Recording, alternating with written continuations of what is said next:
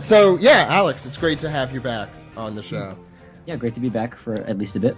And we have a lot of special guests with us. We have, of course, after his long 1 week hiatus, we have One Piece translator for Weekly Shonen Jump. We have Stephen Paul with us. How's it going, Stephen? Hey, I literally have my mic sitting on top of my splayed out tax documents, but I couldn't be happier because I'm back on the podcast. Woo! Yeah. Yes. I'm excited to hear some Stephen thoughts. Is there anything lingering from last week that you were yelling at the whatever you listened to the podcast on? If you listened to the podcast. I have not caught it. I'm so far behind on podcasts right now. You had one episode to catch up on. Yeah. We also have our editorial writer, Kyle, is with us, and he just wrote a very cool article with a letter to Pell. We talked about that a little bit last week. How's it going, Kyle? Hey guys, excited to be back. So you're okay now that he survived. Now, is there anyone else you feel that way about that, hasn't gone away? Well, it took me years to come around on this one, and I'm still holding out hope. What about Peckham's? I mean, he should have died like 4 times by now. I'm too jaded at this point. I just accepted he'd be alive. We also have our animation director for Rick and Morty with us. We have our animation director. I don't know why I said that too. We have Brian Newton with us. I could make a joke about that, but I won't.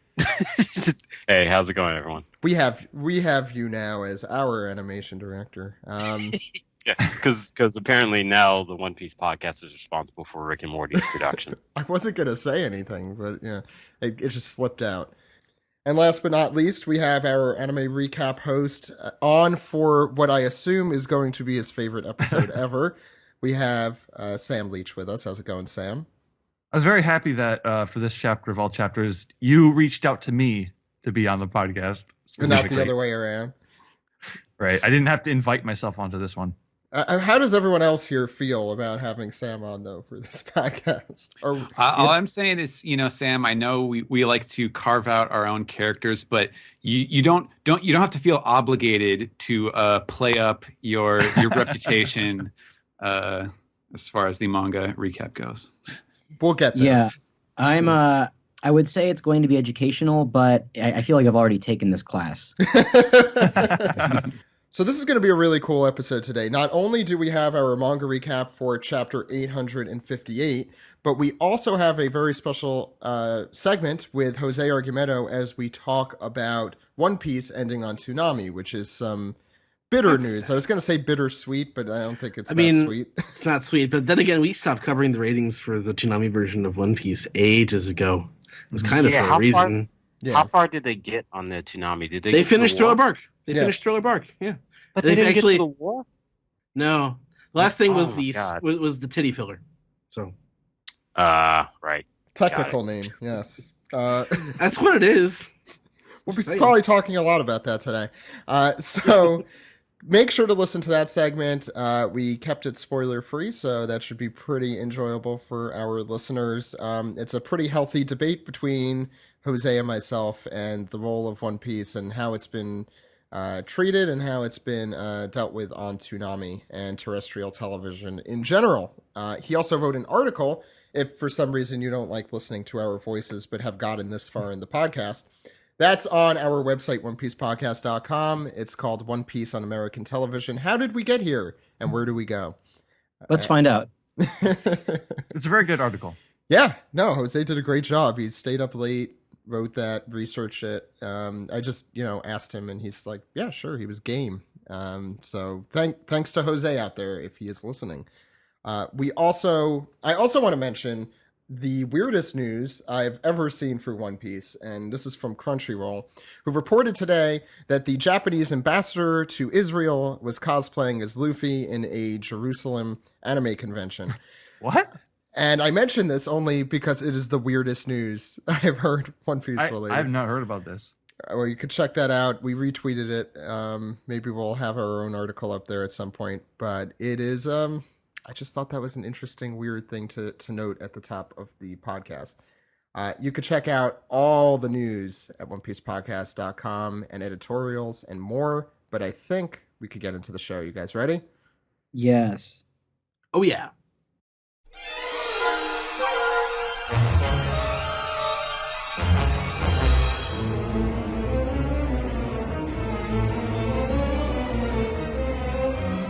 This is the manga recap for chapter 858, Meeting. And we're going to start on the very first page of Shonen Jump this week.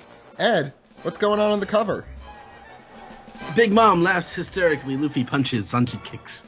You know, it's what they're known for. So yeah, we should talk about this. Alex, what are your thoughts on the cover? That is a cool ass cover. Like, it is really, really cool looking. Look at the sparkles in the background. Yeah. Really? I like the American sort of look.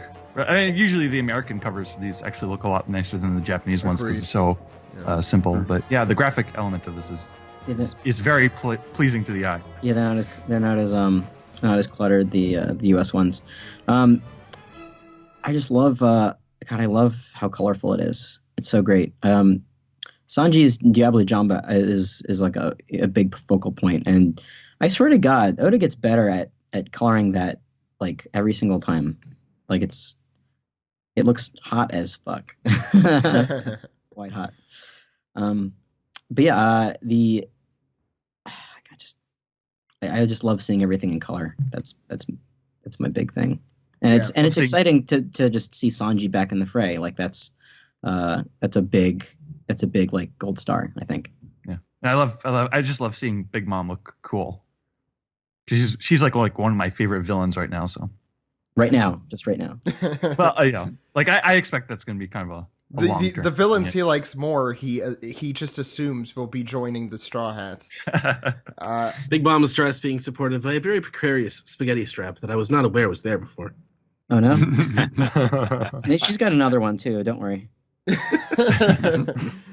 So we should probably move to the color spread. Ed, what's going on the color spread? It's a big stadium, and there is a football game going on with the subtitle American football. Yes. It's like, I don't know, it's almost like bootleg fan sub level of like people die when they are killed, but you lost because you didn't win One Piece. No, that's a Perd Hapley quote. People die when they are killed. No, you lost because you didn't win. Yeah. Because you didn't win. Well done. There you well go. done. It's the bisons and the monkeys, and Nami's actually looking like what they did. Do you remember the Lingerie Football League? Oh yeah, God. Just Yeah. the same. Uh-huh. Okay. I do remember that. Oh, Robin too back there. Well, she's She's she's got drinking. her helmet on. She's got both knee pads. Yeah. Yeah, Nami She's at least a doesn't- little safer than Exactly. Nami is right now. Well, Yeah. but like Nami doesn't bother me as much because that's her style. It kind of bothers Right. me with Robin. Like she could wear full pants and still be sexy. There's nothing wrong with that. Yeah. But Luffy's going toe to toe with a bison with a scar and an earring. So it's like I love the Tribal. designs. Tattoo. I love the Frankie designs looks of the teams, like the bisons and the monkeys. Look at it. But the one thing I will say, anytime Oda does like the Straw Hats competing in a sport or any sort of competition, I always like to think the teams are balanced. This team's not balanced at all. You can't have the monster trio on one side. No, I disagree. I think Frankie is probably, if we got the question, who would be the best at football on the Straw Hats, this proves to me Frankie is the answer. Frankie is American. Well, Frankie and Chopper are definitely powerhouses. I don't doubt that. But just like in terms of like raw power and ability, the three of them being on one side is unfair. But I figured it out. It's basically the original East Blue 5 versus the rest. Ah.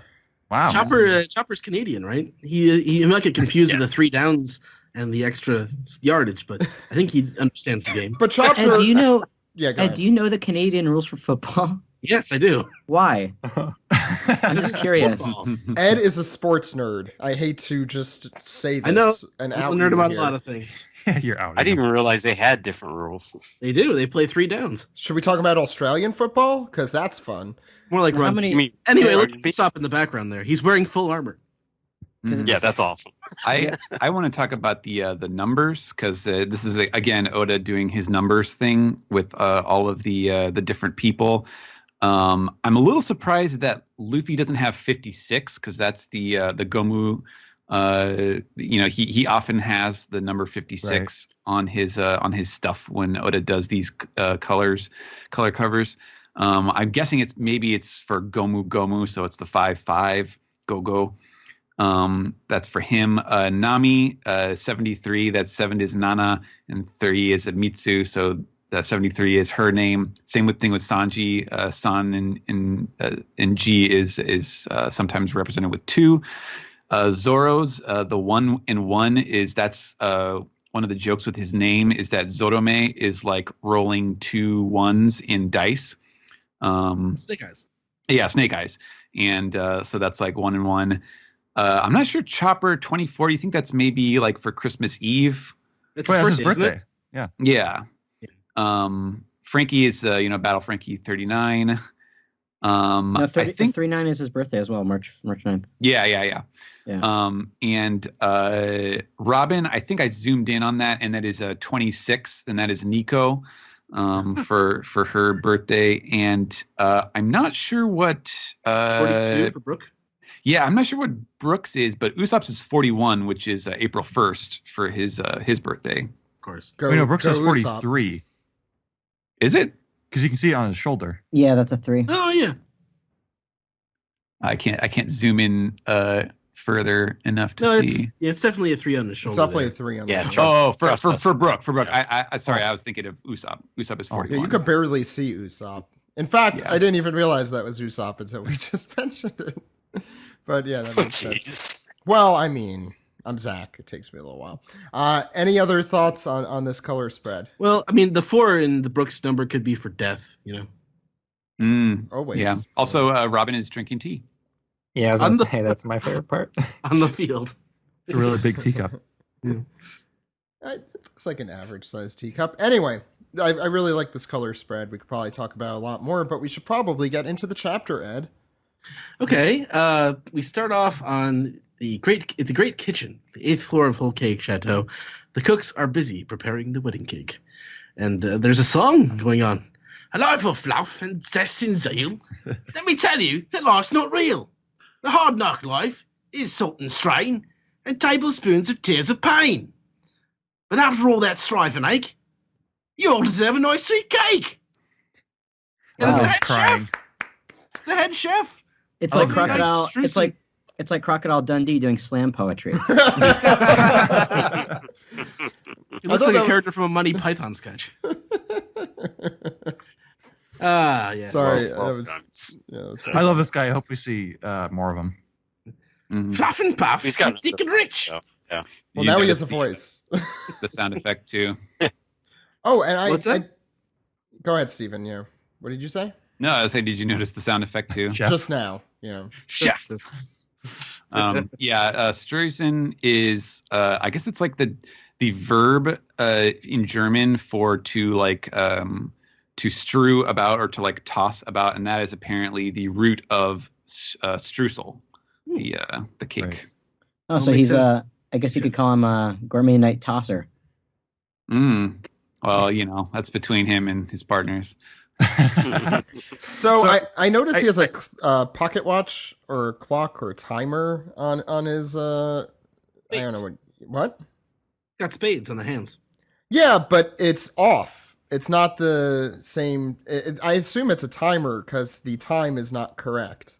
I assume that's the timer for like how long it is until this cake is going to be done. Yeah, because it should be Oh. like early morning. Yeah, it's 6:30 when we see a clock a little later in the chapter. Mhm. Yeah. Any other? Am I the only one who It- kind of wanted Struven, Great Streusen. Gourmet Night, Struven to be a dwarf? You look Yeah, like like the little tiny. puffy tail. Oh, Yeah, like he had the like little a- puffy tail. He'd look, One Piece dwarf. Oh, a tontata. I thought you meant like a dwarf, Yeah. like Just like a a short guy. Evening.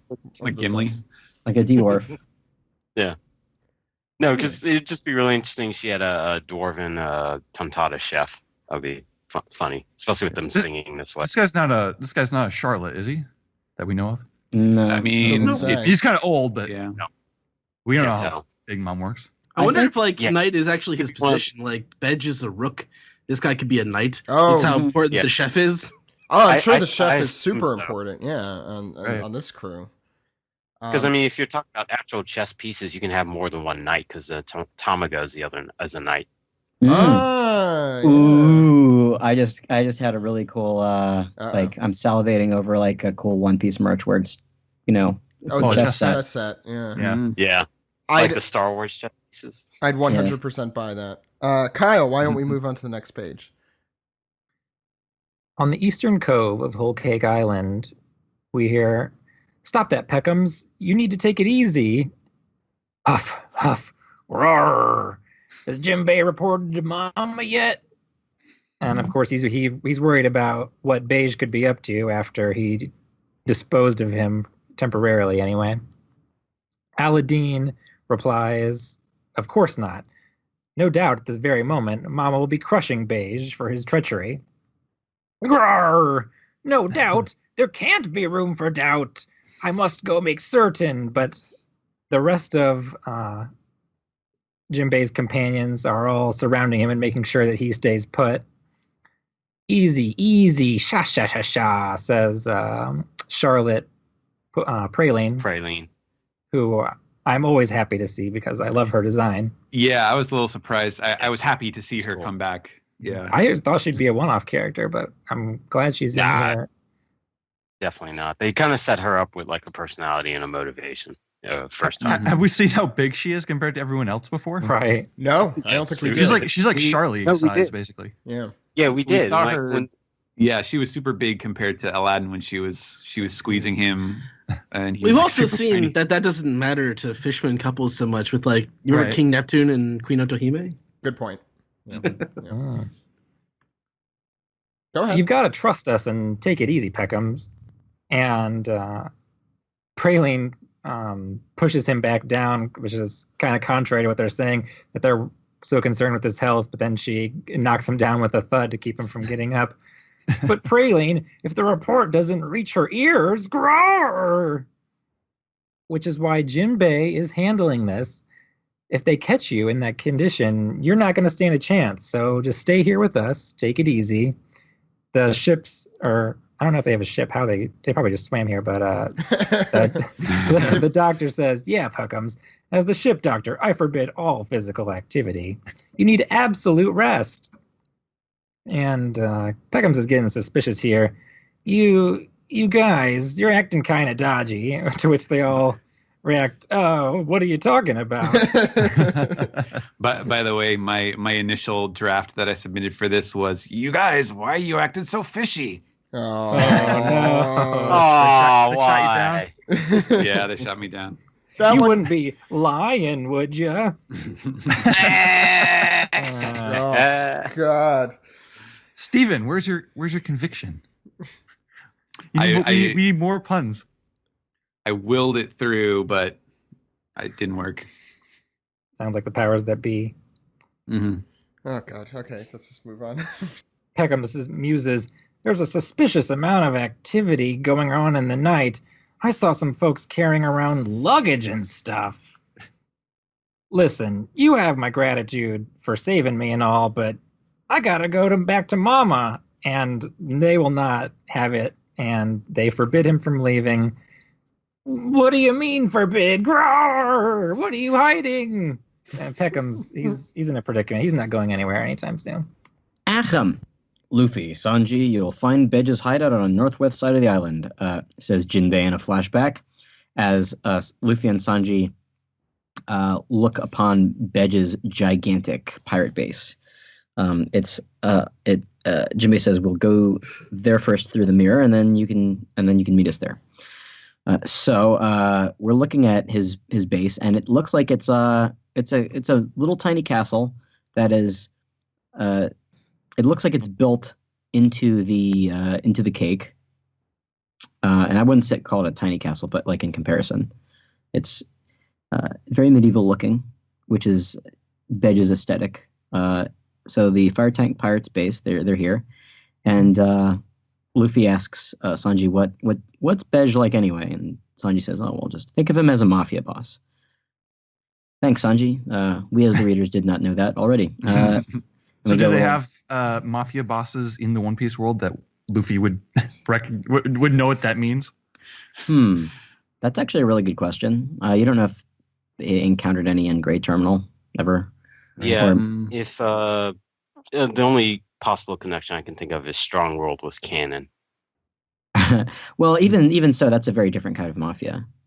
I mean, they've encountered a lot of pirates just in general. Maybe they had encountered a mafia person, and he's like, "Who's that?" And someone What's a answered. mafia? Yeah, I'm just thinking, like from like a pop culture sense, like is Luffy aware of the mafia genre of I mean, guess he's they a don't have big movies reader. here, but they Yeah. got books and stuff. He's a Well, huge I'm reader. sure- Luffy's totally a fan of Prohibition era American politics. yeah. He loves Boardwalk Empire. So we get a little Oda box that says 4 hours and 15 minutes until the tea party, and who do we have but our friend Vito? He says, "Hey, there's my German hero, been smoke Sanji. Oh, so awesome!" And Sanji is of course exasperated at the sight of Lelo Vito, and Luffy goes, "Hey, where is everyone? Are you Bedge?" At this point, yes, I guess Luffy's actually never met him before. Yeah, he never met Edge, which is great. Despite the fact that they're all in Shabandi at the same time. So we're treated to another. What are we calling? We're not. It's not an Oda box. It's not Oda box, right? We're calling it something else. Do we have a name? Title card or Like a title card at Oda font, right? Oda font. Yeah. There you Oda go. font? Yeah. So we get like a little Oda title with the subtitle. It's Vito, the Phantom Gun, and he says, "Oh, it's a real delight to see again." And he says, "No need to panic. Your fellow Lelelos are really relaxing at their leisure." Well, can you repeat that? They ask before he gets a chance to respond to them. Chopper greets them, and Hold on, I just thought of something. I can't believe I didn't occur to this. do it. Vito has to have the chameleon devil fruit. No, they Think of it. already. His name's the Phantom Gun. Yeah, He can why is that? camouflage and shoot people. Here's the thing, though. Oda already used a chameleon fruit for a filler character in That guy was in one of the games, right? No, the Universal Studios one of the Universal Studios shows. Oda designed the character, and I think he had the chameleon fruit. Sorry, Oda, pack it up. You got to answer for this. Yeah, Yeah. I don't know. I think he's giving us something, but who knows? it would If be there's any other camouflaging lizard creatures, maybe. sure. I like where your head's at, though, Brian. I mean, As- chameleons I are love I just cool. in general I love the art on these two pages and like the blocking of the characters where Vito's like kind of up top on the stairs and Luffy and Sanji feel kind of small down below. Yeah. Well, I mean, they don't feel small, but I mean, And just it- like I don't know. There's like that top panel on this page right now. Like that's such a cool image to me. Well, Yeah, the yeah, yeah. perspective's the opposite. So anyway, please keep going, Alex. So Chopper comes out and he's all decked out in bath gear, no hat, drinking milk, towel around his head. He's looking pretty relaxed, and he says, "Hey, come and take a bath, y'all." And Luffy's shocked. One, because Chopper's just chilling here. Time is short, and two, Chopper famously hates baths, which you can find out in a SBS somewhere. I do remember that specific SBS, and good on Oda for keeping that. Keeping I that don't alive. think he hated bath. I just thought he preferred to lick himself clean. I didn't think. But that's what the idea is, right? They did the SBS where they said who on the crew bathes at what frequency, Yeah. and then there was a scene where someone, like, I think Nami was lecturing Chopper about cleaning, and he was like, "No, it's okay. Like I scrubbed Right, myself off right, last right. week or something." Yeah, he's just like baths, which he's an animal with fur. If you've ever tried bathing a dog, Right. emphasis on tried, then Yeah, they don't like. Mhm. and cats are even worse in that regard. But Vito says, "I'm afraid you have got no choice in regards to the bath." Sanji and Luffy glance at each other, and they're both covered with Sticky gross Syrup. Yeah, Syrup. they've been rained on. They've been syrup rained on, and Luffy's been through much more than that. Vito says that the Godfather refuses to meet with unclean guests. Okay. So now- it- God yeah. bless Seems him. it seems that he's a bit of a germaphobe. Right. Vito. God. Bacteriophobe Badge. That should be his name. You should be afraid of Sanji then, right? You said he's a germaphobe. That's true. Now, Oh, Vito's Oh is my germophile. god.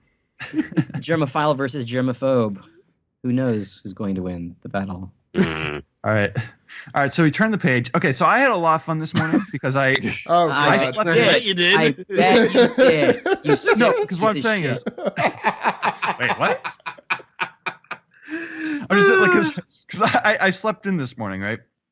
And I woke up to just like my phone buzzing and like just exploding because Steven had made a tweet where he was saying like, has anyone checked in and Sam? He hasn't tweeted since the Carrot Bath scene came out, and I like that's how I woke up, and like I was looking at my phone and I was just like I just jolt out of bed like, what?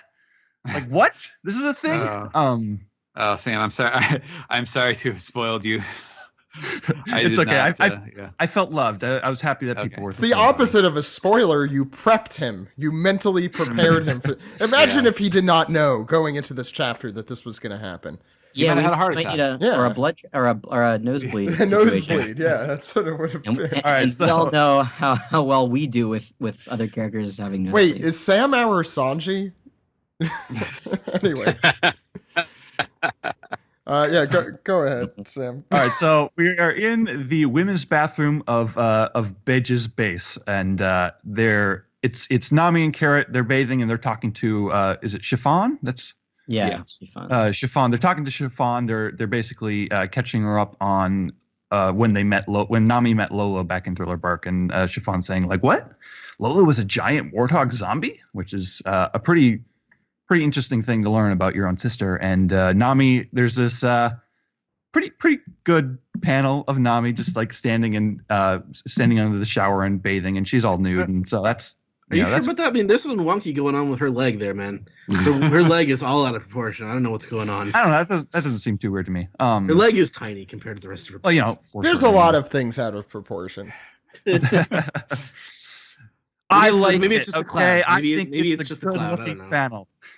I've seen some women who are that proportionate, so it's fair. Okay. So, yeah, Nami's talking. She's saying, yes, every time she saw a man that she liked, she would chase him down and terrify him. And Chiffon's laughing. Oh, that sounds just like Lola. And Nami continues, but really, I don't know what I would have done without her, either back then or now, because obviously she had the Viver card to sort of pull the arm behind the back of all the homies. And Chiffon is happy. She's saying, no kidding, you saved my little sister. Thank you very much. They're twins, aren't they? So they're just pulling that like, oh, I came out just slightly before you. And she's so happy she's crying. They've always been very close. And they're twins. Right? And the bottom panel here, we've got Carrot. She's responding to the story as well, hearing about Thriller Bark, and she's saying, "Oh, the dead walking and talking. The ocean really is a wonderland," which is adorable. And those are both on AMC though. Actually, Carrot, Not Carrot, on- you know who Brooke is. I know, right? She's just a big Rabbit Carrot's just a big John Mayer fan. Okay, let's please. The ocean And, is a wonderland. Wanting to ask more about the story, she's asking, and then Lola turned back into a human, right? And then yeah, she did. And I'm sure she's still pirating away, having a great time. I wonder if she's found a husband yet. I understand that Big Mom was pretty furious with her running away from her own wedding and all. And Chiffon is saying, oh, that it was a huge scandal. There's a reason that Mama is hated by all the giants around the world. If we remember back when Judge was mentioning that there were no giants on the island, and he found that interesting. Big Mom seemed a little offended by that, and this is the why. Nami's asking, what about the giants? It's that the reason why there are no giants in Totoland, despite all other races being represented, is that Lola one day had a surprise suitor who claimed it was love at first sight. It was none other than Prince Loki of Elbath, the land of the giants. And Carrot is cool. She thinks it's cool that there are giants around. And Nami's having this response of like, ooh, a prince, ooh la la la. I love Carrot's pose here with the hand on her fist like that. She's so engrossed. It's great. Yeah. And we go to the go ahead. I want to point out too that Oda was really enjoying his like literal sound effects this chapter. So I kind of translated them a little bit different, but all these panels where the Nami's shower is going shwa, it's actually going shower. So it's literally just shower, and I don't know. I mean, I guess you could do some headcanon stuff about how like this is actually a homie that is shower. Actually, on her. you notice I don't think there are any homies in their base because obviously that could get back to Mama. Exactly. Yeah, I was thinking the same thing. Yeah. And then also on the original Nami panel where she's scrub, it's actually wash. So I kind of switched those over to something that was a little more descriptive. But yeah, he was very literal today. I don't know what it was. You felt like changing it up, you know. Yeah, it's been doing the same thing for 857 other chapters, and change it up this week. There's actually an independent comic. I don't remember the author, but it's called Far Eden. I'd recommend it. Where that's one of the things the artist does. Where if someone's swimming, instead of like splash splash, he just says swim. That would be the onomatopoeia. And someone gets punched, it just says punch. Well, that is what a punch sounds like. To be fair, there's some words that are onomatopoetic, whatever it is. That's a great word. It is. Anyway, we go to the next page as Chiffon continues her shower time exposition, and she said when Loki had fallen in love with Lola, Mama practically cried from joy. If she became a princess of Elbaf, she could finally overcome her long-standing antagonism with the giants. So it's interesting to note the antagonism existed before. Which is hey, you become an emperor, you break a few eggs. That is accurate. Although Luffy has broken very few eggs, considering how clumsy he would actually be with eggs. Anyway, she also says, Chiffon also says that Big Mom could even gain the use of the Elbaf warriors, the fighting force of what's held to be the mightiest nation in the world, which is also kind of an interesting insight into Elbaf. Yeah. I mean, like, there's all these different kinds of strongest in the world, right? Like, Whitebeard was the strongest man in the world. Kaido's the strongest creature in the world. Elbaf is the mightiest nation in the world. Mm-hmm. And so Nami's like, so that's what she ran away from. And Chiffon continues, yeah, that's where things really went downhill. And they tried to pass me off instead. And then they realized that, Chiffon was not Lola. And then things got even worse with the giants. Sounds like a Seinfeld episode. And it does. What's the deal with these giants? Okay, no. It's not the whole show, Ed. Yeah. So Chiffon says, after that, Mama gave up on trying to recruit the giants, essentially, and instead tried to invest on gigantifying regular people. Completely normal reaction there. And she says, and all the rage that went to Lola, it was now onto Chiffon. Since, first off, Lola is a wanted woman, so if she ever comes back to Whole Cake Island or Totoland, then she would be marked. And since she's a twin, I'm sure Chiffon's life has not been good. And by I'm sure, I mean I'm positive, because we see a flashback to Big Mom, somewhat silhouetted, saying, "Don't ever show that face in my presence again." Not that she could control what her face looks like. And Chiffon continues, every time we met, she would beat and abuse me for years and years, and the scars were consistent. I was afraid my own mother would kill me, which is, I think, unusually graphic and deep for that kind of relationship from Oda. So that's interesting. Mm. And Nami was like, I'm sorry, and Chiffon continues as Nami heads into the tub with Carrot, that now she doesn't even think of her as a parent. She thinks of her as a monster, essentially. And that Lola's so absent-minded, she has no idea what's probably going on with Big Mom, filled with a murderous rage for her. Yeah, she did give Nami that favor card. Like, yeah, my mom will help you. Yeah, so that Yeah. kind of explains that. I don't know if Oda knew that he was going to do that at that time, but that does explain that. Mhm. And Nami says, so now it all makes sense. And Carrot just looks on quizzically. And finally, Chiffon says, so when Beige mentioned assassinating Big Mom, she didn't feel a thing. Does that make me awful? Well, it's the truth. And we don't really get an answer to that question as to whether that makes her awful because we go on to the next page, Brian. And so we cut to the men's restroom area with Brooke and Luffy. Brooke goes, what a wonderful bath that was. Yo-ho-ho, it felt like I was going to heaven. Well, not today, I say, which is what you say to the god of death. It's kind of like that relaxed feeling. Oh, Luffy's saying this. It's kind of like that relaxed feeling after a battle, huh? But we haven't started the big fight yet, which is a gap in his tooth, which he looks like even more of a spoiled brat that way. But like Brooke walks over to a fridge, like, oh, a fridge. Why, look, Luffy, they have milk. And Luffy's like, oh. Then I guess one of Capone's goons is like, hey, don't go rummaging around another man's fridge. And then Luffy goes, perfect timing. I lost a tooth here. And then cut to Brooke, and he's like, and I've got a crack in my skull. And then cut to a shot with them slurping on a milk carton. It's just so stupid. And now cut to another shot, and all their injuries have healed. Oh my god, this is amazing. That's so funny. Absolutely So- great. I love that. I love that. There was speculation for months as to whether or not Luffy was going to keep that tooth Right. missing, and We were talking about that This was last such- week. this was such great payoff. Like, Yeah. Yeah. it's wonderful, wonderful payoff.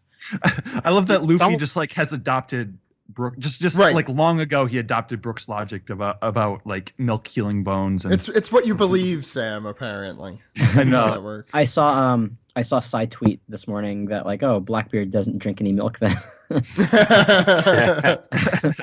Maybe you might not like the taste of milk. I mean, it's interesting since I think we had mentioned Brooke may just get milk and that'll heal his injuries because we mentioned he had that big crack down his skull. Yeah. He's missing his own tooth too. And it's weird because I mean I've also heard some outrage I think from fans about this gag. But Yeah, but everyone that's the accepts thing it that with kills- Brooke, and why not with Luffy? I guess it's ridiculous, but it's One Piece. It fits within the But the implication is still that it probably doesn't work with other people because Right, this isn't just like a known thing that happens with everyone. I think That's what always kills me at the city. People forget they're reading a cartoon manga. right. Mm-hmm. Yeah. Did anyone It, else happen, think it this happens might if it's happen? funny. Did anyone else Mhm. think this might happen this chapter after the cover page had Luffy's with all of his teeth?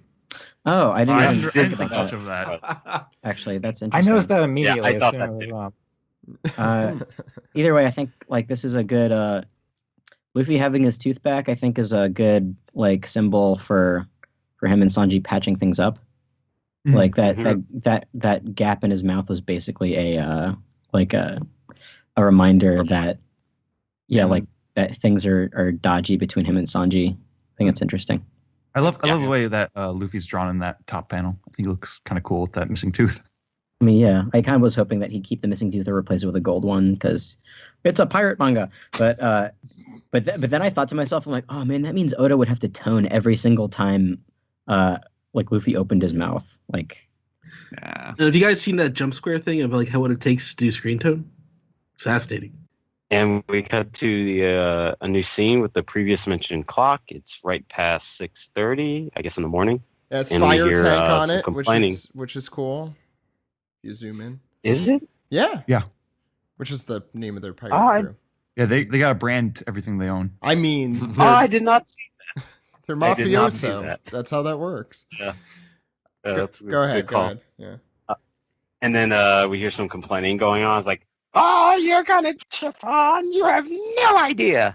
3 hours and 3 hours and 30 minutes until the tea party. And what's his face? Brule and Diesel are all dressed up for the wedding, but still bound. So good. And then they're the ones complaining. How can you be an accomplice to Mama's attempted assassination? And then Diesel's like, be reasonable, Lady Chiffon. You know this plan will never work. said And- which is funny, Yeah, because it's funny because like Siobhan is of course like, how dare you do this to Mama? But Diesel, he's like, yeah, I know we want to kill him, but you just know that's not going to work. He's like more afraid than he is concerned for Mama, which is interesting. And then we get Siobhan holding Pez, who's still asleep and snoring. It goes to Brule. She says, "You know what Mama did to me, Sister Brule? I'm worried about Lola. And BG and Pez are my only family now. That's all I need," which is I awesome. forgot the baby's name. BGE? Is Pez. BG&E, the BG? He doesn't have his Also- 5 shadow anymore, though. Yeah, but he is snoring like a champ there. He's like, I love Pez. I love Pez. He's the best. little baby Fred Flintstone. The Flintstone vitamin. Yeah, well, like fucking BG himself is basically Fred Flintstone too. It's beige. It's beige or beige. It's not even beige. It's beige. Yeah. Go it's ahead. beige. Actually, it's Arceus. Turkios. I got So That's a Pokemon joke. okay. So I guess this is all the same room, which is the meeting is about to happen. So click, door opens, and then Beige goes, that should be everyone. Have you cleaned yourselves up a bit? As the saying goes, a suit makes the man. And I ain't in the mood to speak with someone who can't take care of their appearance. And obviously, it's Beige walking through the scene. Capone. Brian, To that's next as person. that's as good as my impression would be. Yeah. I don't do Italian mafioso. Yes, Stephen. Oh, I'm sorry, Alex. So, we've got 3.5 hours. Let's first decide if we're working together or not. Beige says as he stares Luffy down, who is just staring quite back at Beige and his cadre of mafiosos in conviction. And we're treated to a super cool spread of all the Straw Hats decked out in their new duds, along with Beige's gang. Pedro looks fucking slick as shit. yeah. That he looks like a character out of Black Sad, like 100%. And then Brooke is also Brooke's. They all look really Brooke great. looks- Nami's wearing a cool cocktail dress Character- with a Chopper's. Well, Chopper's got his hat. He doesn't have a. He's no Malibu Stacy. No new hat there. You can't even Luffy's see what got- he's wearing. Yeah, In other pages, you can see a little more.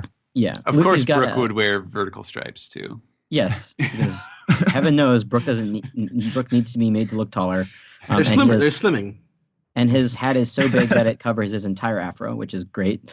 Jinbei, of course, isn't wearing any new clothes because he's already decked out in formal gear, as per his tradition. Full pirate yukata. Yeah, that's right. Nami's cocktail dress with cool hairdo, and they're eating coffee with Italian desserts, and I'm really hungry They right look now. like Stelladora breakfast treats. Stelladora breakfast treats. But yeah, Luffy's got the hat on a hat, which we've seen before in color spreads. So I'm fucking loving this. It also reminds me of when he was in the Gladiator. He wore a covering over his hat. That's right. And earlier this arc too, he had the kind of turban-y thing. Is this the first time he's been in a suit or suit-like wardrobe in like canon? Because we've seen it a lot in movies and color spreads. Yes, I think so.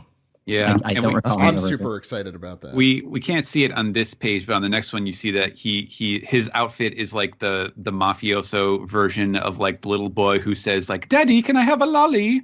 Yeah, The little shorts. With the it's the cravatish thing. Yeah, that fucking cracks me up. it's the shorts, which is super great. Oh yeah, you're right.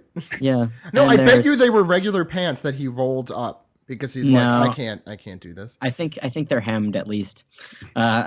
So on the other side, of course, we have basically the same spread that we were left with last time, just zoomed out a bit from the last chapter. That guy. One guy. Yeah, Little Caesar, right? Little Caesar, Gotti, Vito, Chiffon's over there too, with Pez. And Beige continues on. From our perspective, you are unwanted intruders. The tidiest solution would be for us to eliminate the whole lot of you right here and now. And Sanji mentions to Bej that if he dies, chances of killing Big Mom will be gone. You won't have a ceremony to begin with, so they'll be suspicious if he's not back 2 hours before the wedding, at least. I hate to admit it, but you're right. You're the one man I can't kill. And Jinbei mentions that we don't have time to waste on threats, even though that's what mafia guys do best. This is so great because he really knows Luffy's character so much at this point. He asks Luffy, what does your intuition say? Can you work with this man? And the fact that he's asking Luffy that, I think, is super, super important to how well Luffy and Jinbei know each other at this point. Like, if you've been with Luffy, you know that his intuition is what comes first over everything else. And that's such a neat thing for him to ask him in character. Mm-hmm. And Luffy still is glaring over on the other side and ponders. Mm-hmm. What is he pondering, Steven?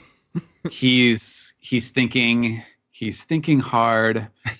He's thinking really hard, and then Luffy gets to his feet, and it's almost amazing that Oda did not draw him pointing an accusing finger. J'accuse, you're Caesar. I can tell. And he, in the sure sign, the reaction of every innocent person when accused of, when falsely accused, Caesar, this guy goes, ah! And I just want to say, never have I read in Colleen Clinton's beard voice more than in this panel. I just hear it there. Anyway, go ahead. And meanwhile, poor Chopper is just like, what's Caesar there? And with the look of innocent shock, and Nami is just like, oh Chopper. He's honey. been here. Sniper King all over again. Except this time Luffy figured it out. Yeah. And Sanji's like, he's been sitting there right there the whole time. That's him. And we get the little mini flashback of how this came to be. When Caesar recalls he's locked here in the replacement Punk Hazard, where Abedge and his crew have stormed in the door and surprised him, and he's reacting like Mom just walked into his room when she should not have, and he's like, I'm working, I swear, Granny Bill.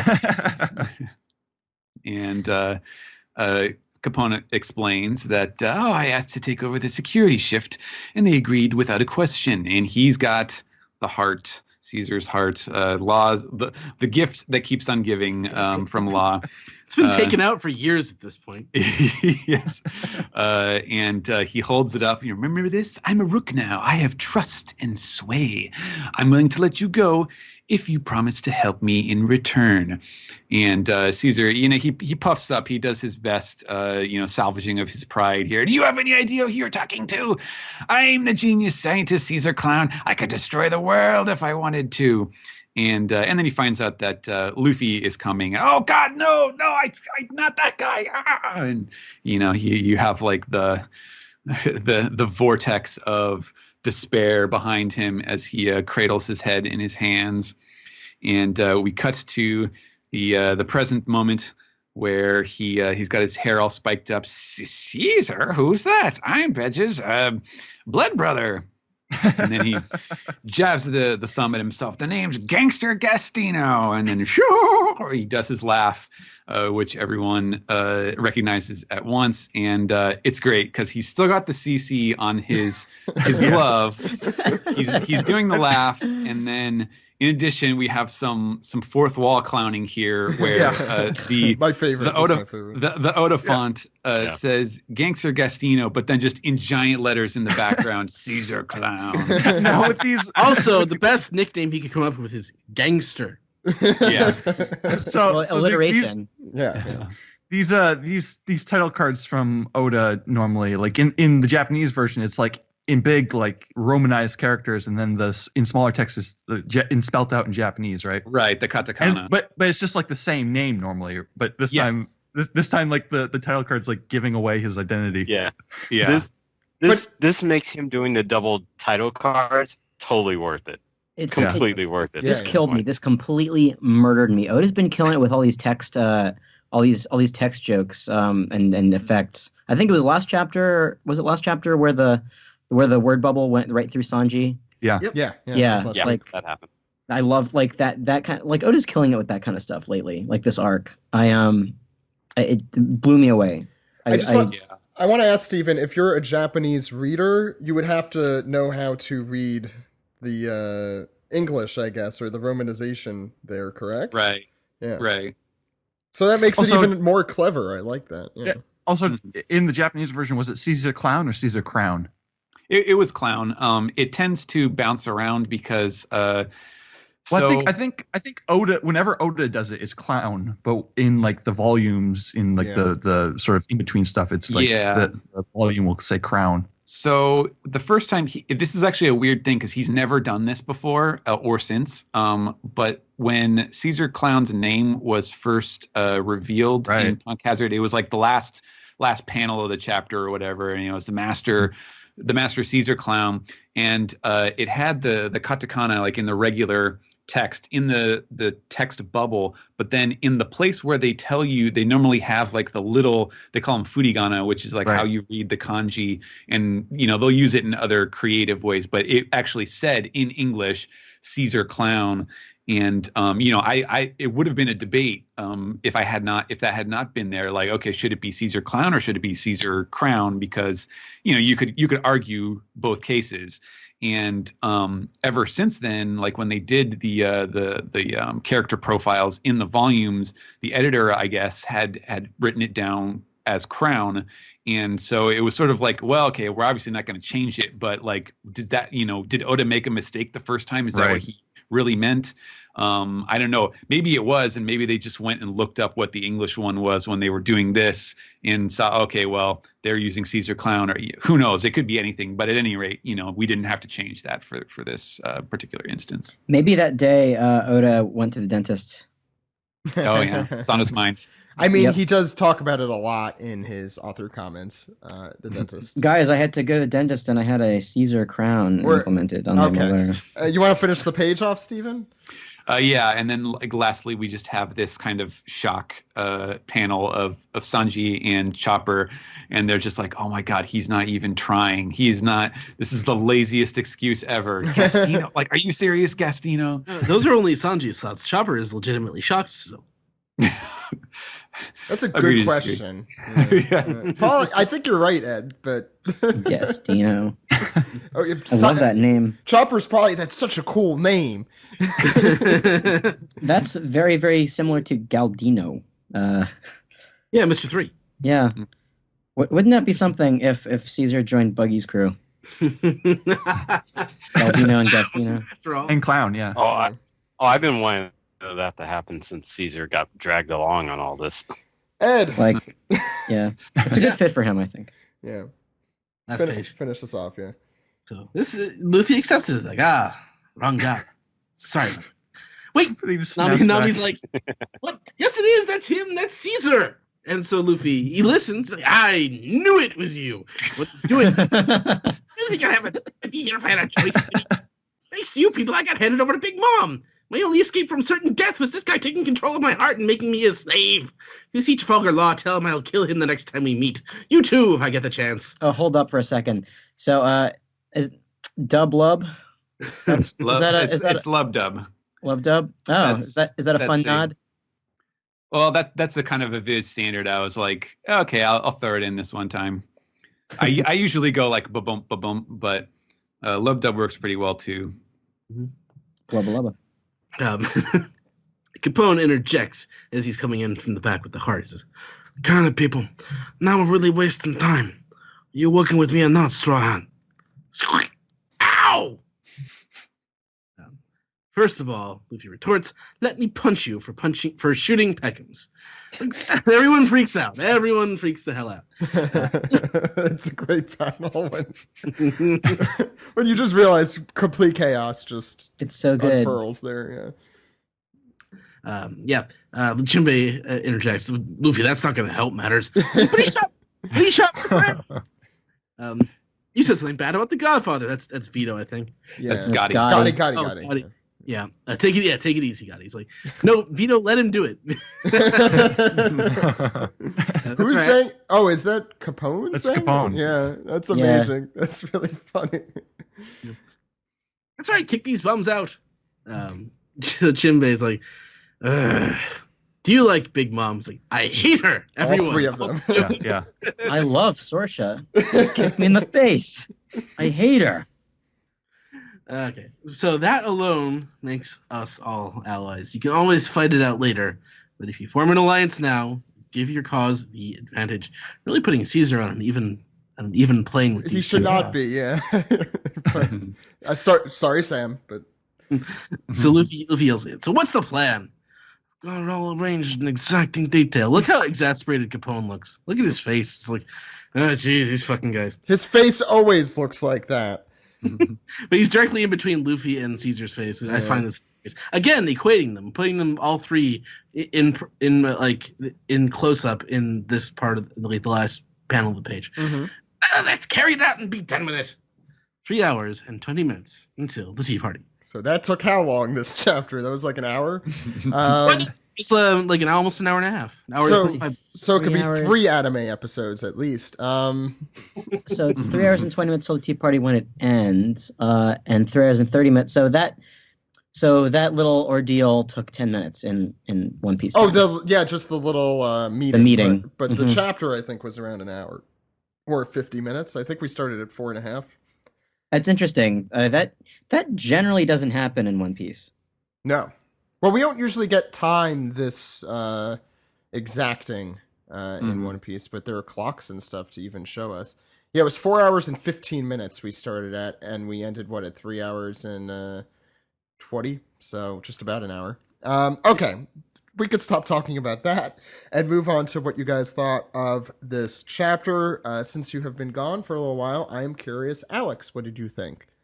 I thought this was a great chapter, front to back. I loved every bit of it. Even so, I want to get this out of the way. I usually hate the bath scenes because I think they're just gratuitous and don't really do anything. But it was really smart for Oda to throw in all that exposition while that happened, so I didn't mind it so much. And all those scenes were framed in a very not so gratuitous way, really. And I thought that was fine, actually. I loved the detail about the giants. I think I called that back when we were trying to figure out who was Lola supposed to be married off to. So that's very interesting, and it made me think I wonder if the giants are going to show up to the Reverie. Now that we know, the details of what kind of a kingdom they are. Well, that would have to do more if they're affiliated with the world government or not. Oh, but you don't know if they are or not. That's the No, that's No, what we I'm don't. saying. We don't. that's the thing. Yeah. I like how the beginning of the chapter started off with the cake, just to remind the readers. By the way, wedding cake. That's all that was for, I think. It was a fun page, especially with Ed's rendition. Yeah. Yeah. Now I wonder about Peckham's. Peckham's is interesting because obviously, if he finds out what's going on, he's gonna ruin everything. Or I don't know what his deal is with Mama and how loyal he is to her exactly. If Peckham's finds out what's happening, what is he going to do? He's going to protect Mom. I think he's loyal to Mom first. But I think he just felt like he had a debt to that he owed to the Straw Hats. Sure. Well, now he has a debt to Jinbei's crew as well. So we'll see if the fishmen can probably keep him under under their control, but we'll see what happens there. It's kind of a loose screw in the plan, though. But yeah, go ahead. Yeah. Yeah. I feel like the crew is pretty reliable. Go ahead, Alex. Yeah. So yeah. That being said, nothing else other than the stuff that I was saying during our reading of the chapter. I love how everybody's decked out in Mafia gear so much. You have no idea how excited that makes me. I did kind of I've wanted that one. Yeah. I've wanted that. I've wanted this for so long, and I love that Oda can do something like this in a comic where you can have a pirate setting but still have cool mafia clothes. He's really created a limitless world. It's a real unlimited adventure. Oh, Jesus Christ. for Nintendo Wii. Kyle, what did you think of this chapter? I thought this chapter offered a lot of fun surprises while ending in a somewhat predictable place. I don't think there was any controversy as to whether he would team up with Beige at the end of this agreement, because he couldn't afford to have like a big battle between now and the Tea Party. But I do think that this sets up. Could have been. I thought this arc was already as Game of Thrones as it could be, but it needed to have a shower scene in it in order to get us there. So this is without a doubt the Game of Thrones arc of One Piece. But also, there's something about the Thank shower Greg for that, setting. by the way. No, there's something about the shower setting that allows people to be very emotionally open, and there's also the setting of only talking about things between women only. That I don't know if they feel like they could have that sort of conversation. But why is Chiffon in there? Because it's girl talk time. Yeah, but she's in a mafia family. How many women are there? That's true. Yeah, that's true. Yeah, she probably doesn't have a lot of people to talk to. Kyle, go ahead. I thought Jinbei's role was really interesting this chapter. He reminded me of one of those like strategists in an RPG, like with the fan, where like he's just really calculating and he has the ear of his leader. I thought Chopper's being hatless was kind of disturbing. I can't remember the last time I saw that. He reminded me of Gur from Invader Zim. That made me really uncomfortable. He's been hatless before, like a lot actually. Yeah.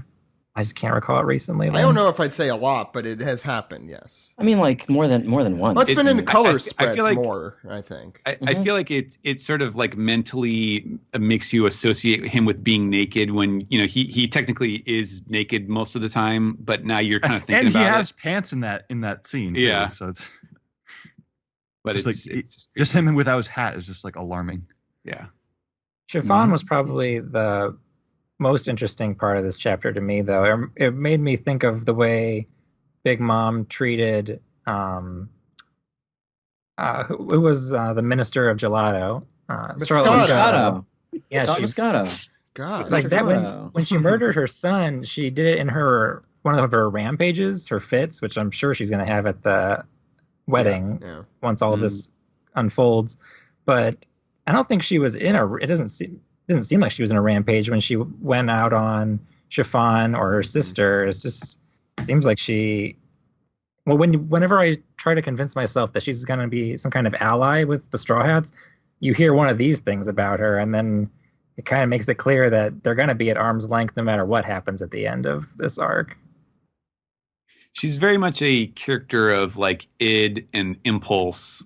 Like she just kind of has these urges and kind of violent mood swings and things that, make her unpredictable. And, she doesn't really come across as like strategizing, maybe scheming in the sense that she's obviously self-interested, but she definitely seems kind of like a loose cannon in certain ways. And that seemed to fit for me, at least, the way that she treats her kids. Yeah. Any other thoughts, Kyle? No, that about covers it for me. All right. Thank you. Steven, what did you think of the chapter? Oh, I really, really love this chapter. It's not an iconic chapter that you will remember, for years. It doesn't have any moments that you will like never forget from this arc or, throughout the course of the series. But I think it is just in terms of the execution and like the volume of stuff that we learned and saw, and the quality of the material and the jokes and stuff. I thought it was a really outstanding, like probably one of the best chapters in this arc, for sure. I loved it.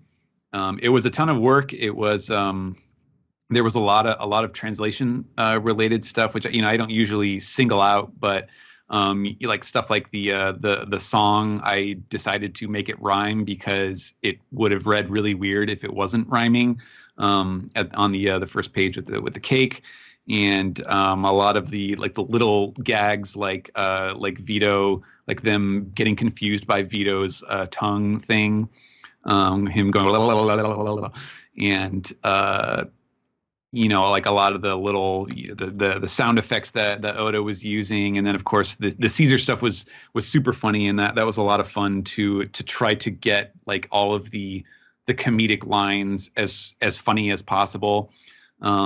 Because it was such a great thing. I mean, like I said earlier, that he is the gift that keeps on giving, and I don't know how it is that Oda keeps kind of one-upping himself with like every time Caesar returns or it needs to be reused by all these characters who are kind of holding him hostage.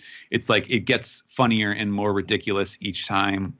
And so, yeah, I'm super excited that we're getting him back into things since we hadn't seen him for a while after the whole replacement Punk Hazard thing.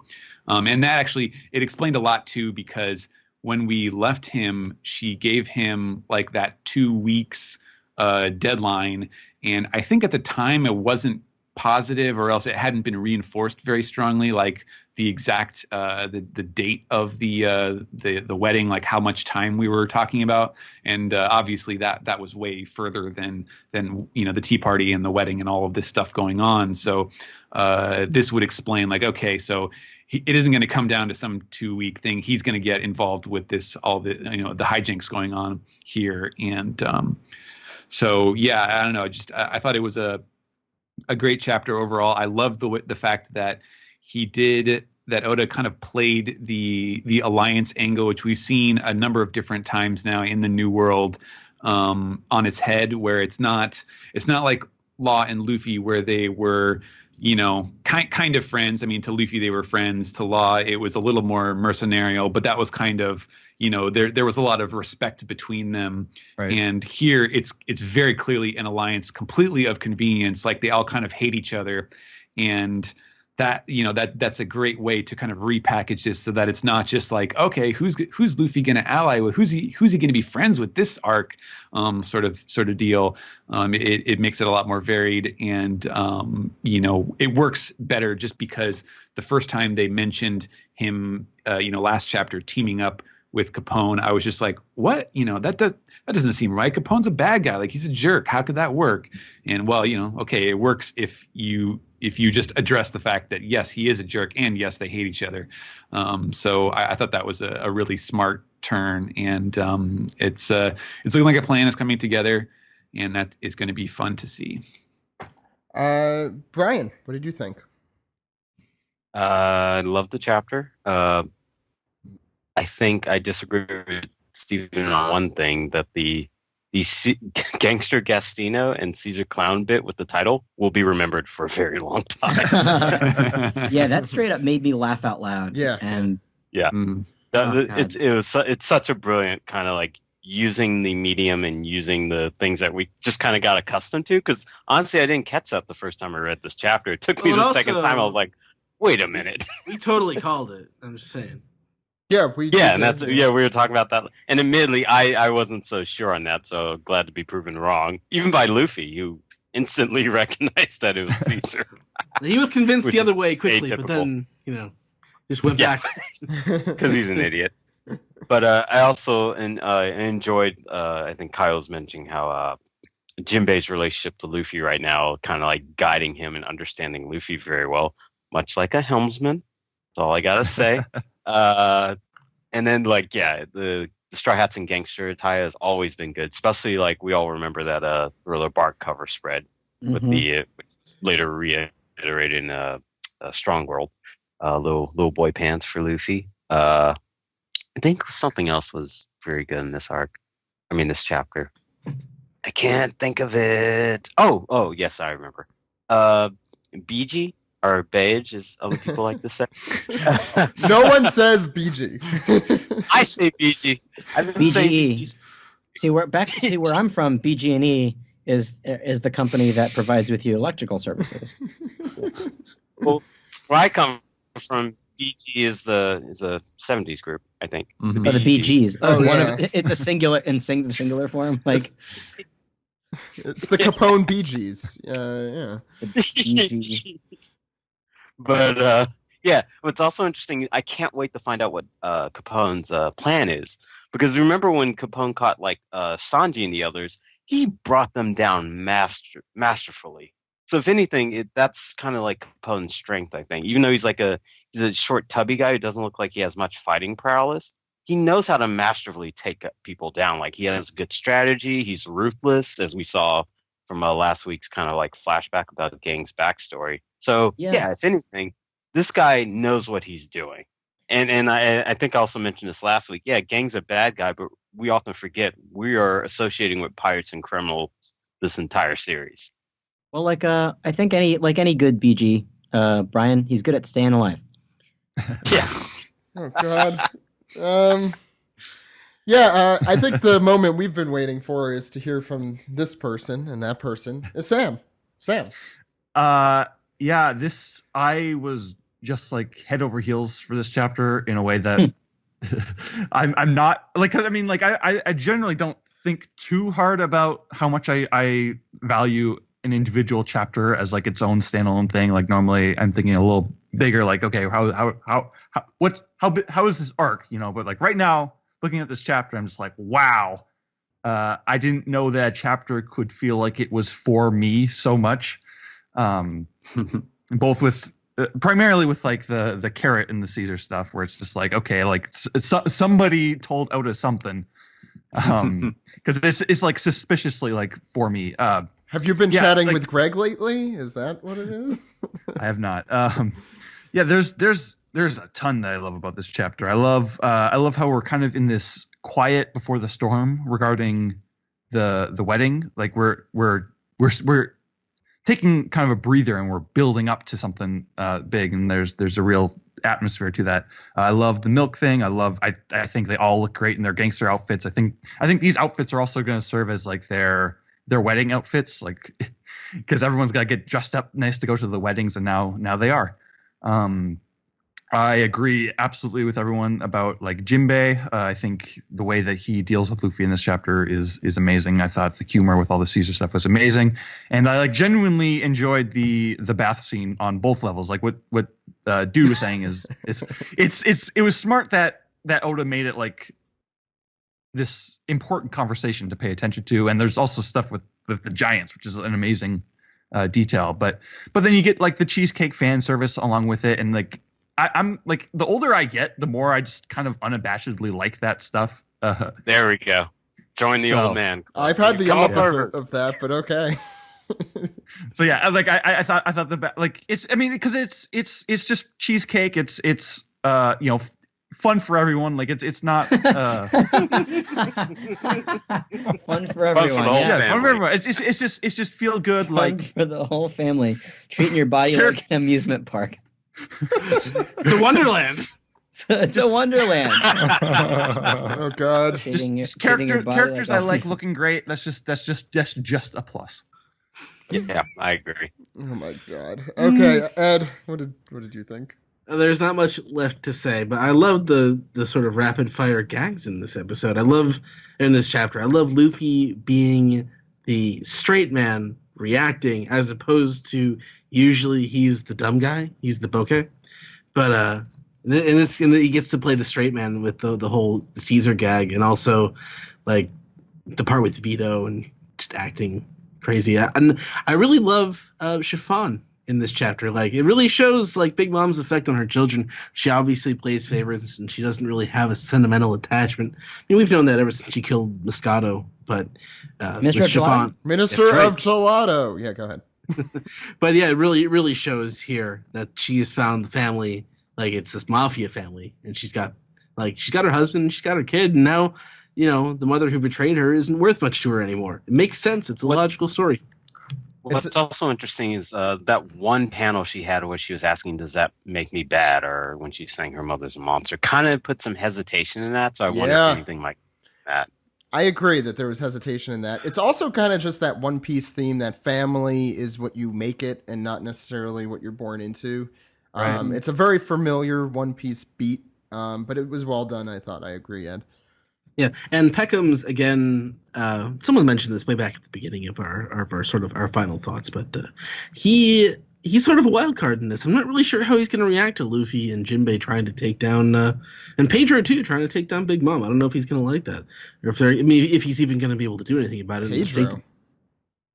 Pedro's with Luffy's group. He's trying to take down Big Mom. Yeah. Pedro has a very obvious reason to go after Big Mom. I mean, the whole with what's his face, Beppo's brother, Zeppo. Yeah. But Peckham's and Pedro go way far back, and But are they on friendly terms?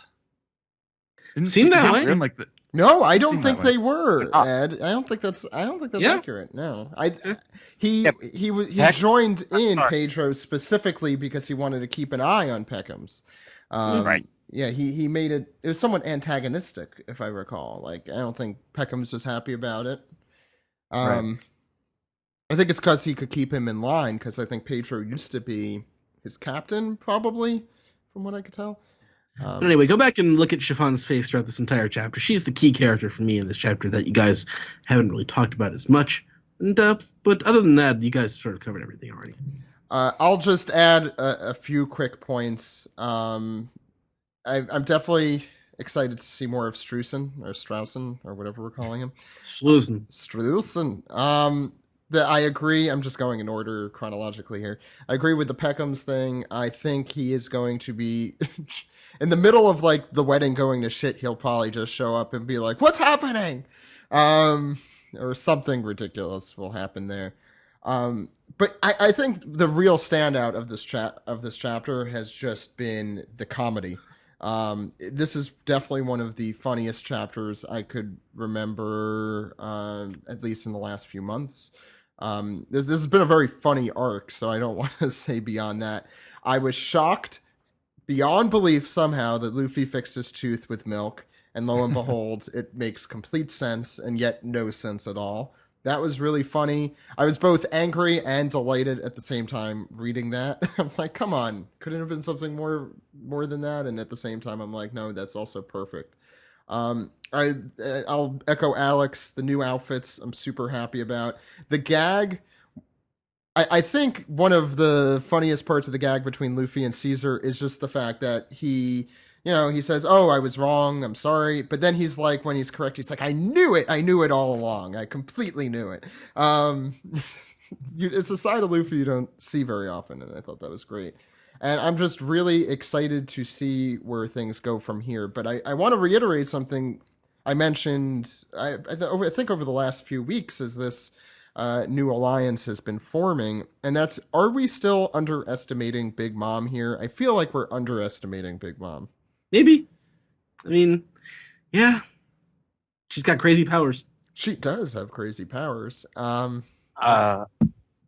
I can kind of see a lot of this ending up when the Straw Hats showed up at what was the Fishman Island Gyoza Plaza? Gyoza. No, not Gyoza. Gyoza. No, I don't think that's Gyoza Plaza.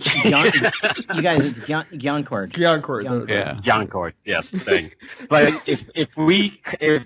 if by the next chapter we cut to the tea party, then it's going to be a surprise thing, and Luffy's going to show up out of a cake or a shark. But if we actually get the plan next week, it's not going to go as planned.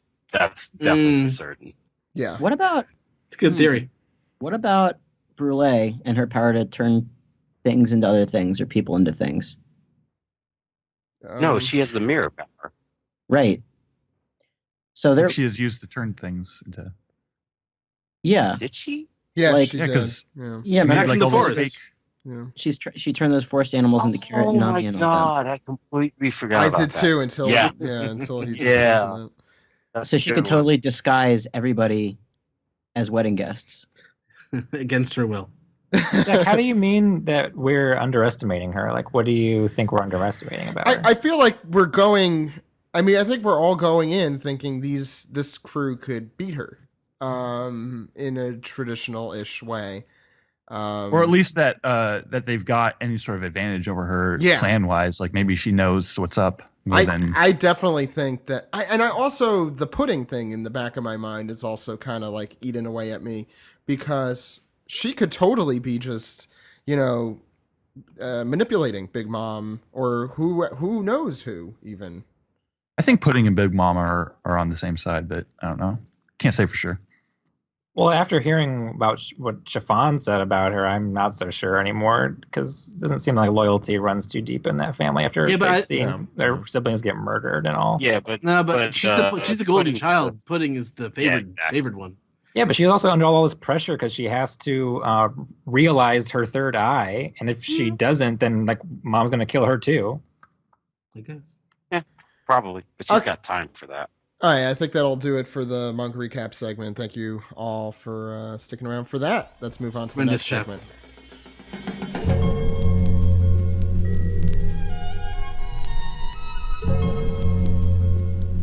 This is probably our final Toonami recap for the One Piece podcast, and joining me this week to talk about One Piece and Toonami, we have from CNN, Jose Argumento. How's it going, Jose? Good, busy. Thank you for having me on, though. Yeah, anytime. You were always welcome on. You're like, I'd like to come on and talk about it. I mean, no matter what you want to talk about, Jose, you're always welcome. You know that. Cool. Let's talk about Ghost in the Shell for 20 minutes. Oh, okay. Well, that is coming out soon, but that is coming out soon. I do have plans for it, but not here. Okay. But anyways, yeah. Bad news. Toonami has officially decided to pull One Piece from its lineup and replace it with Tokyo Ghoul, not this week, but the next week. So March 25th. March 18th, which is Toonami turns 20 the day right 17th, before. yeah. The 17th. But the March 18th will be the last night One Piece is on the air on American television, at least American mainstream television. I know somebody's going to be like, it's on TV Japan if you have that cable tier, but let's be honest. This is it for One Piece on TV. At the moment, at the very least. At the moment, at the very least. Never say never. But, right. I mean, we did say, a couple years ago now that Toonami would never come back. And lo and behold, it's been back for a while now. Wait, when did it come back? 2012? Came back May of 2012. So it will be 5 years in May. May. Thank you. Yeah. I know how this works. No, it's fine. Math, what?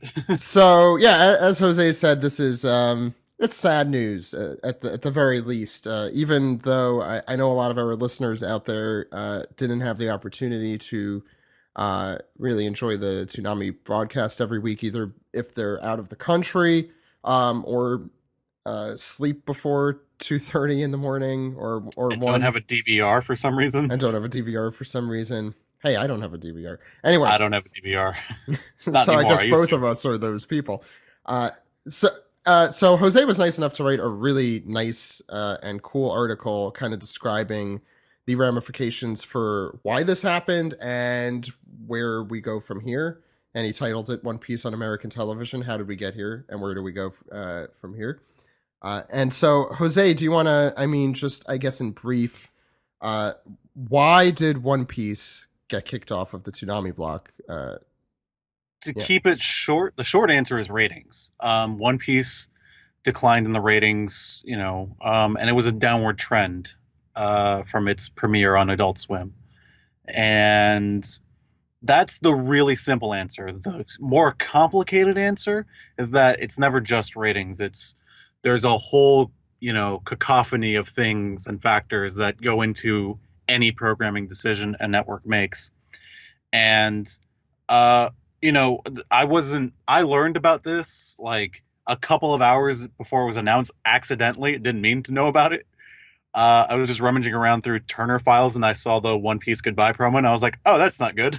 But of course I kept my mouth shut until it came out on pre-flight, and then I saw everybody on Twitter, and then I wrote that thing on Twitter on the One Piece podcast account. That was me. Thank you for doing that. I'm like, how am I learning news from my own Twitter account? This is very confusing. I was like, oh yeah, I still have access to this.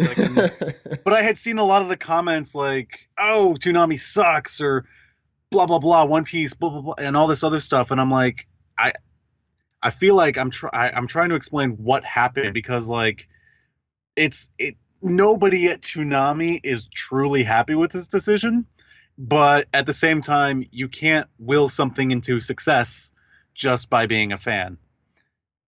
Believe me, I'm a producer on IGPX, and I couldn't weld that into success. I'm kidding. It sold well. You can, yeah, you can still get it. It's still on Right Stuff, right? It's still on Right Stuff. It's still selling well. It sold out on Amazon a couple times. So. There you go. But what he means is on the broadcast run. On the broadcast side of things, yes. You can't just will something into success. So Jose, you have a lot of compassion and empathy for where we as One Piece fans may be. I'm a fan myself. I am far ahead of where the Toonami broadcast is going to end. Not as far ahead as the rest of us, Jose. No, I'm not. Trying to get you to catch up. I know. I'm trying. I'm busy. Stop being so busy. What could you possibly be so busy with? I know. What could it possibly be? We'll talk about that at the end, but sure. So yeah, I mean, it's a bitter pill to swallow, I think, for a lot of One Piece fans. We're not really used to One Piece not doing well, especially if you're a more recent fan. I mean, if you're a fan from way back, during the 4Kids era or during that long Funimation drought during 2008 through 2012, essentially, or 2010 through 2012, whatever it was. You might not be used to One Piece not doing well, especially since in Japan it's the number one selling manga, one of the highest performing. Well, it's the number one anime. selling manga around the world, not just Japan, right? That's true, and it's, I believe, the number 2 or number 3 selling graphic novel series of all time. I think it just surpassed Spider-Man, believe it or not, in the amount that it is sold. So obviously, it's doing fine as a series, but yeah, One Piece ain't going anywhere. But unfortunately, it did go somewhere on American television. Yeah, I mean, so there are factors, and one of the factors that I never hear get mentioned is that show costs Adult Swim money to broadcast. Every time they air it, it costs money. And so they have to pay Toei Animation, and I assume Funimation. They have to pay Toei and Funimation. Yeah.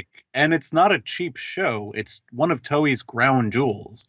They're not gonna, they might be cutting Adult Swim a little bit of slack maybe because of its time slot, but it's still expensive to air it, and it's really worth to spend that much money if it's not bringing in viewers. Well, I don't know. That's the problem. I have stronger feelings, I feel like, than you had in your article, so I'll express some of those. But I mean, I understand them making the decision. I understand One Piece was not performing how it would. I put up a poll on Twitter, which is totally scientific, as everyone knows. Yeah, super scientific. Twitter polls are sample scientific. size of 536. Oh, you're looking at it right now? Off the top of my head, I think that's how. I think that was how much it was. It's very impressive, Jose. I can't add, but I can remember stupid poll numbers. But I mean, of our extremely hardcore, I assume, fan base, a very small percentage, I think under 10, actually watched it on Toonami. So part of the problem was just the One Piece fan base wasn't really interested in it because they were going to Crunchyroll, buying the DVDs, and in some going to Hulu, and in some cases going to places that they shouldn't to watch the anime. And also the fact that they were airing episodes in the 300s, I think, or mid 300s. Yeah, we're still in the 300s on television. When if you're watching the simulcast, we're in the late 700s. So there's that gap. There's just a lot of hurdles, and plus the fact that the One Piece anime has its own issues. Like if you're a manga fan, and if you listen to this podcast at all, we have a lot of issues with Toei Animation's adaptation of the manga, of the source material. There's just a lot kind of missing there. And a lot of the pacing is to be desired. So speaking from a hardcore fan's perspective, there's a lot of reasons, I think, why people didn't tune into Toonami to watch One Piece. But I think, and this is not something that, the guys at William Street could really do anything about, but I think the fact that One Piece airing on terrestrial television at 2:30 in the morning on Saturday nights is just not gonna really. It's not where the audience for One Piece would necessarily be. And don't get me wrong, where would they be? They've tried it 3 different times. Well, I mean, all I'm saying is that I think the 2:30 or 1 a.m. or the once a week Saturday night slot is just, not going to be the best case scenario. I'm grateful that One Piece was anywhere on television. And I think we on the podcast have expressed that gratefulness pretty substantially over the last 3.5, 4 years. But, it's also just that anime doesn't run like it used to run in the early 2000s. But I think if you're right about that. I think if it did, I think it would have been in a potentially more successful place. If it was able to start from the beginning at a 5 or 6 p.m. slot, obviously in a fantasy world where that was possible, I think it would have prospered a lot more. But that's just not the way the television business exists today. Correct me if I'm wrong, Jose. That's not the reality we live in. No. Yeah. And look, One Piece, despite all that, we've had anime be successful on television. It happens all the time now. 100%. It's not an unusual thing, and I'm not just talking about Toonami. Disney Channel's had their own successes. That's the only one I can think of off the top of my head. But not the Fox Box.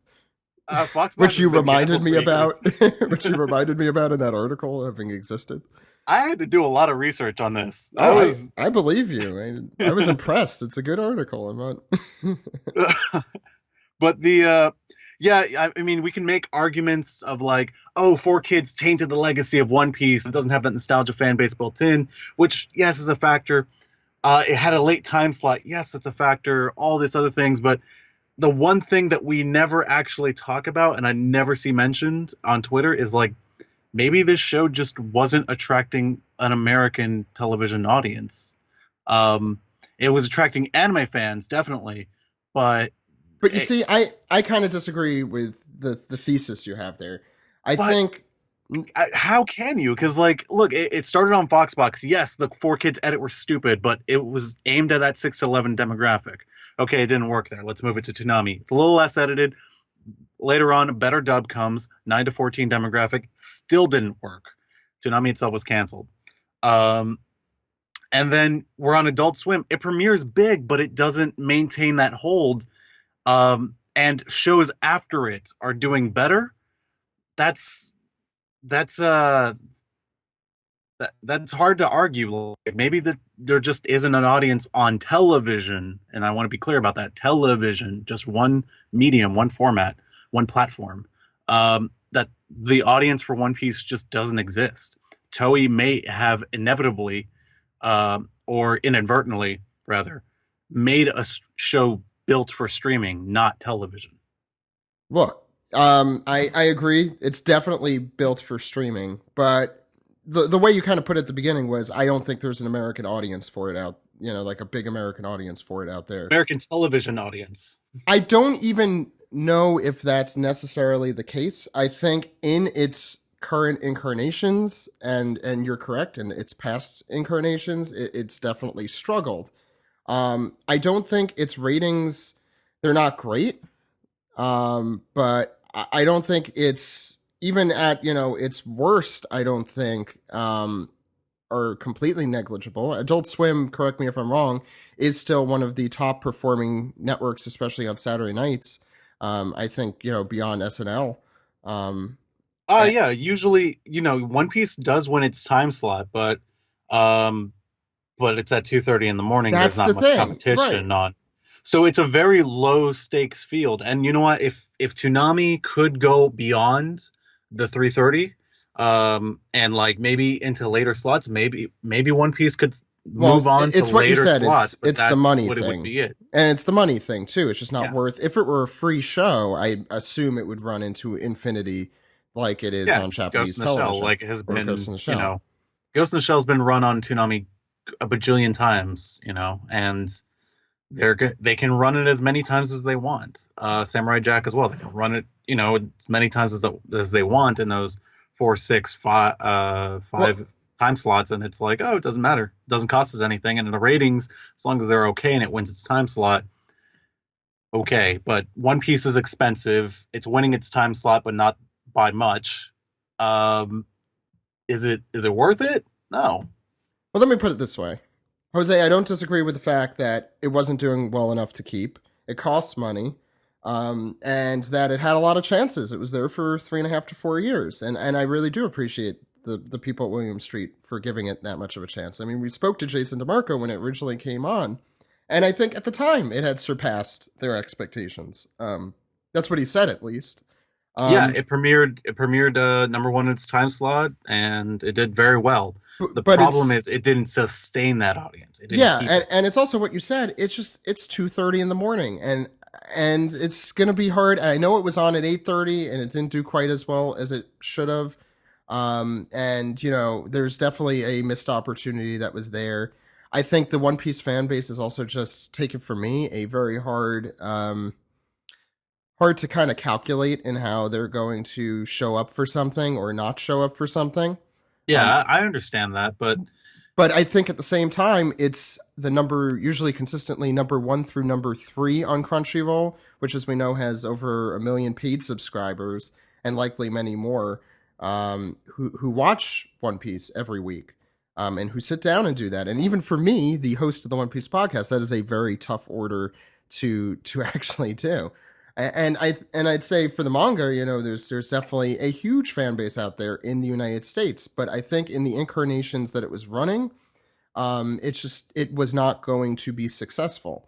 And I don't think that, you know, on terrestrial television, I don't really see it having too much of a future, because there's no Toonami circa 2001, 2002 that exists out there.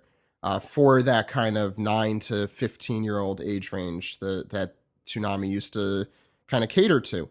And when it did exist, as your article pointed out, Jose, when One Piece was being catered to that age range, it was the wrong version of it, essentially. It was the bastardized version. It was the bastardized version, but not for the entire run. The Funimation dub did kick in, and it still didn't perform. In fact, you know, I mean, at that point, you could also argue that Toonami was going down the crapper, but because it was about to be canceled anyways. But that point in the psyche, like if you had never been exposed to One Piece and you saw a couple episodes before, it wasn't being portrayed as a brand new series. I don't think there were any promos for, you know, when it had the new. I'm talking back in 2007. When the new dub came out. So, I mean, at that point, yes, it may have had a chance at that point, but I don't think, you know, the nation's psyche kind of understood that this was a different series, or that the dub was uncensored now. There are still people who think that it's censored. I don't know if you saw some of the responses. I saw the comments. I've seen comments throughout the weekend on this article. There's just a lot of ignorance out there about the dub. And it sucks that they couldn't overcome that, but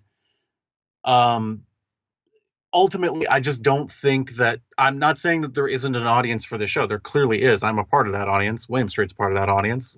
We all love the show, but I don't think that it, in the current age of television, I think it can hold up and work, especially when we have I agree with you. Free access to the show in Japanese or the show in English way ahead. And when I say free, I mean legal.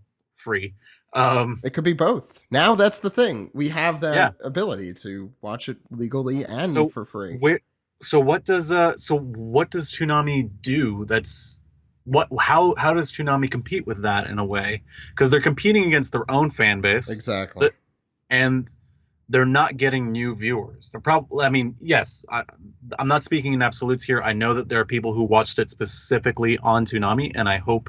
I'm glad that you discovered it through Toonami. I hope you continue to watch it on Funimation and Crunchyroll and whatever your preferred method is. That's legal. For the most part, the people who were watching were the fans of the show, and it wasn't getting new people. So instead of kind of being sad about that, I think we just concentrate on, well, let's try to get more new people through these other means. And streaming and word of mouth is basically the way to go, I think. I agree. I mean, I don't disagree with any of it. I just am sad about the poor set of circumstances that have kind of led to this moment. And One Piece was dealt a bad hand, definitely, but at a certain point, it's on the show, too. Or it's on the I just, it's on the fans, or it's on No, the I show. it's on the show. I think it's on the show because yes, it has all these factors working against it. And look, One Piece has I can't think of any other show that has had as many chances at One Piece and has had a good a run as One Piece. I'll put it this way. I can't think of anything literally that has had 3 different networks take it on and run it on all those networks for years. And it still doesn't have a big following on television. Well, I think at a certain point you have to go back to the show, and I don't think, because that they put it on American television to get a new audience, to get an audience that isn't you and me. We're the fans who are way ahead, right? And if it's not attracting those new fans, well, I don't think there's any winning anymore. I think you try to build the fan base a different way, and television just might not be the way for it. Yeah, I think I'm going to say at least anime on television as it exists today is not the way forward, probably. I think for some things it still works. I wouldn't say it for all. No, I'm saying for One Piece specifically. For One Piece specifically, it doesn't work. It's a 779 episode series. The episodes are very slow. I'll give Toonami some credit. I also fell off of the anime at the end of the Thriller Bark arc and went to the manga from there. So I mean, there's a reason, it's now almost. I mean, unfortunately, it's stopping right before some really excellent episodes in the anime. And a really terrific plot line. But I think some other fans said at least they stopped it at the end of a story and didn't start a new one and then stop halfway through that. I mean, we definitely all appreciate that. And we know that the guys over at William Street are very big One Piece fans. And we really do appreciate everything that they did to keep the show alive and even give it a really proper send-off. And I don't want to make it seem like I am ungrateful at all about it, but it still is a sad moment, I think. It's a sad moment. I won't deny that. Yeah. I think this is the end of an era, too. It is a little bit of an end of an era, but it's, for me, the thing that I kept going back to when this was announced, and I was like, oh, shit. Because, almost a year and a half ago, I was speaking with Jason at a bar, and we were just talking about some of the shows, and One Piece comes up, and he just kind of sighed, and he was like, "And we gave that show every chance." And maybe I should have seen it coming from that conversation, but you probably probably should have seen it from that conversation. But a year and a half later, up until a week ago, I was like, "Oh, it's still on the air." Okay. They're just letting it go, and fine. To be fair, I've been, and then it was announced, and I flashed back to that conversation. I'm like, wow, they really did give it every chance.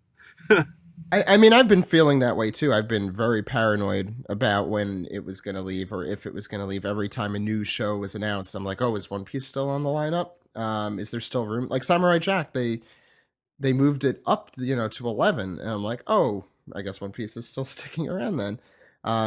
Though lo and behold, I mean, I really don't want to make it seem like I'm blaming the folks over at William Street. I know they were trying. It's just a victim of its circumstance. And I'm a little less, I feel like it's just really hard to get that hardcore One Piece audience to care about stuff that happened. I mean, these anime episodes originally aired when I was in college, which I guess for people who don't know me, was now almost 8 years ago, I think, or 9 years ago these were airing in Japan. I keep forgetting you're older than me. I just think we're the same age. I appreciate that. We're not going to talk about me getting older. So, I mean, there's just a lot of disconnect, and for that, I mean, I guess there are probably some who watch it for nostalgia. And also, One Piece fans, I think, are kind of a divergent bunch. They're either, I think, significantly younger than I am or around my age. And people around my age aren't staying up until 2:30 in the morning on Saturday to watch anime as much. I mean, that's just not going to happen when I could go sit down. I could watch the DVD. I could watch it on Funimation.com. I could watch it on Crunchyroll.com. It's competing with itself. It's what Jose said before. And unfortunately... And I think... yeah. Go ahead. No. Sorry, please, go ahead. Please, go. I just want to say though, like, look, I joined the One Piece fandom after my trip to Japan back in 2012. Like really got back into it. I'd read the manga in middle school, but like I really got back into it after my trip to Japan. And since then, I have seen this fandom grow, and I don't really think it's because of Toonami. I think Toonami had a little bit of an effect on that, but yeah, I know we have listeners who did come through Toonami, which is really cool. But definitely. But the fandom, and I think the One Piece community, if you will, is going to keep growing. We don't really need television, as much as it hurts to say that. I know it hurts you especially, yeah. But I think for this specific community, we just don't need it. In this one circumstance. In this one circumstance, we don't need it. Every other circumstance, put it on TV. With this stuff, it's and the One Piece fandom has grown and grown and grown, and I don't see that slowing down. People are going to keep buying those DVDs. People are going to keep cosplaying at conventions. People are going to keep. Man, One Piece cosplay has gotten out of control in the past couple of years. Like in the past couple of the yearly cons I go to, there's always more. One Piece Gold had a very successful theatrical run for January and a limited release. Please don't compare it to Dragon Ball. Don't compare anything to Dragon Ball, though. Don't compare anything to Dragon Ball. Yeah. That might be part of the reason One Piece is getting canceled. It's like, compared to Dragon Ball, this is not compared doing to very Dragon well. Ball. This isn't doing very well. Yeah. Don't compare it to Dragon Ball. They're not doing that over at Toonami. That's why it's on at 2:30. Yeah, but I think I'm still very optimistic about One Piece in America. I mean, that's the reason we started this podcast, was the simulcast, and it's like the anime's future potential here, and trying to get the word out about it. And we're going to continue doing that. And Jose, thank you again for all the good work you do. And we'll have you on, even if it's not to talk about Toonami, although I'm sure we will talk about Toonami. I just realized we'll never talk about Toonami again, ever. Well, never said. Look, One Piece could always come back in some form. Who knows? There's who knows? Disney might pick it up. Netflix might pick it up. I mean, it's already on streaming, so I guess Netflix is probably not going to go for it. I mean, and if you're unhappy about the decision, you really need to come out in strong numbers. Watch the final airing on March 18th.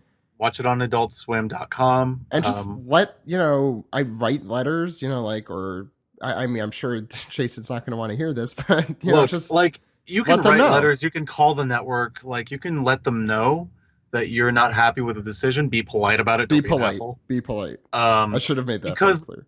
Because they're they love the show as much as you do, and look, they're not going to reverse their decision right now. Probably not for the next couple of years. Frankly, I would give it 5 years. They're probably not going to reverse the decision. But who knows what the television landscape looks like then? We're going through a lot of changes right now. And who knows what One Piece is going to look like in 5 years? Yeah. We're working overtime over it in the television industry, and not just here in America, but Japan and all around the world. It's a changing landscape.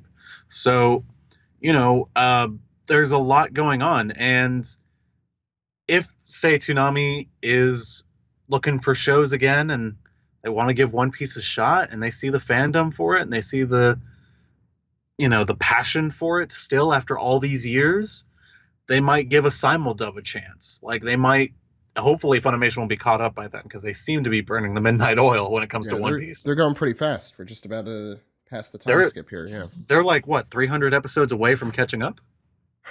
Yeah, I think they're in the 500s right now. That's insanity. Yeah. That's crazy when you think about they had to dub it from the beginning, and then from episode, 143, as it was airing on Toonami. That's insanity.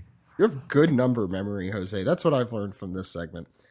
So yeah, I think that's a pretty positive note to end this on. Again, please check out Jose's article, One Piece on American Television. How did we get here, and where do we go? And Jose, where could people find you? I know you're doing a lot of cool stuff.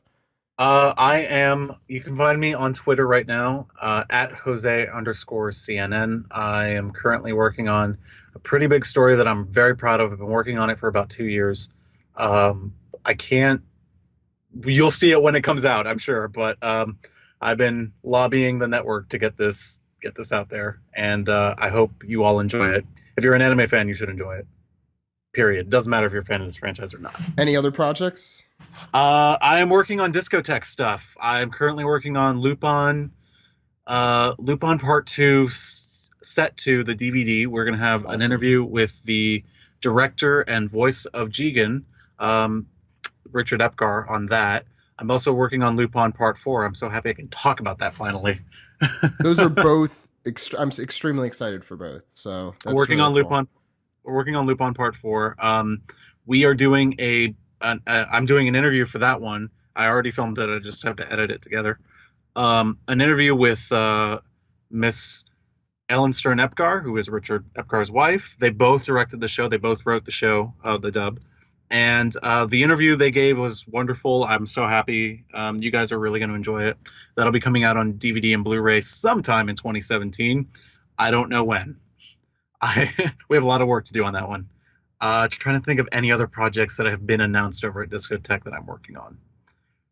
Anything unannounced you could talk about? Anything unannounced. I am working on a dub that I can't talk about. Ooh, I love that one. Can't say what it is. Can't say which company it's for. Can't say anything, actually. Cool. Okay. That's it. I'm working on a dub. Jose, yeah. Oh, keep going if you have more. Arcadia of My Youth is coming out on Blu-ray. I did the menu loop on that one. Fatal Fury is also coming out, and I think that's it. I think I'm doing a couple of menu loops, but they haven't been announced yet, so I can't talk about them. So please follow Jose on Jose_CNN on Twitter, and he will tell you all the things that he forgot to mention that he worked on, because I'm sure there's a lot more. Yeah, I'm really busy these days. To be fair, you've always been really busy. No, this is a whole nother degree of busy. You have no idea. So a year from now, you will be another degree up, I'm sure. So while I was working on this story, which hopefully you all will see very soon, of course, we have all the politics stuff that's coming out. And then on top of that, I'm spearheading the promotional campaign along with my producer. And we're cutting ads together for our division at CNN. And that has been driving me crazy. Luckily, one of them's done, sort of. It's an internal thing. You probably won't see it, but it's been a lot of fun because it's not news. It's like, oh, I get to do promos and trailers, and that's fun. But it's hard. Yeah, it's just been tough in general lately. But it's been very tough. It's a way to put it. So I really appreciate you taking out some time from your extremely busy schedule, Jose, and you're always welcome on. And I will spoon feed you One Piece later. You could bet on that. It's gonna happen. Definitely. You can read stories to me. I'll just read all of the manga out loud for you, and that would be awesome. Actually, like an audiobook. Maybe I'm so sad because I really want to read through the manga. I'm like, what were you up to? So what was the last thing you read? Wow, I should have put a spoiler alert before. Spoiler alert. Cut this in. Spoiler alert. Or maybe just bleep out what I said. Yeah. Oh, that's what I'll do. I'll definitely bleep it. Yeah. Okay. Just bleep who I said died. Was it literally like the scene had happened and then you shut the book? Is that what happened? You're like, I'm done with this. Because I know people who have done that. It was whatever the chapter is after that one, like right after that, So there's another big thing that happens like 2 chapters after that. Yeah, I'm in between chapters then. I haven't gone to the other big thing. Okay, I'm not going to even comment. Jose Argumedo, everyone. Let's get back into the show.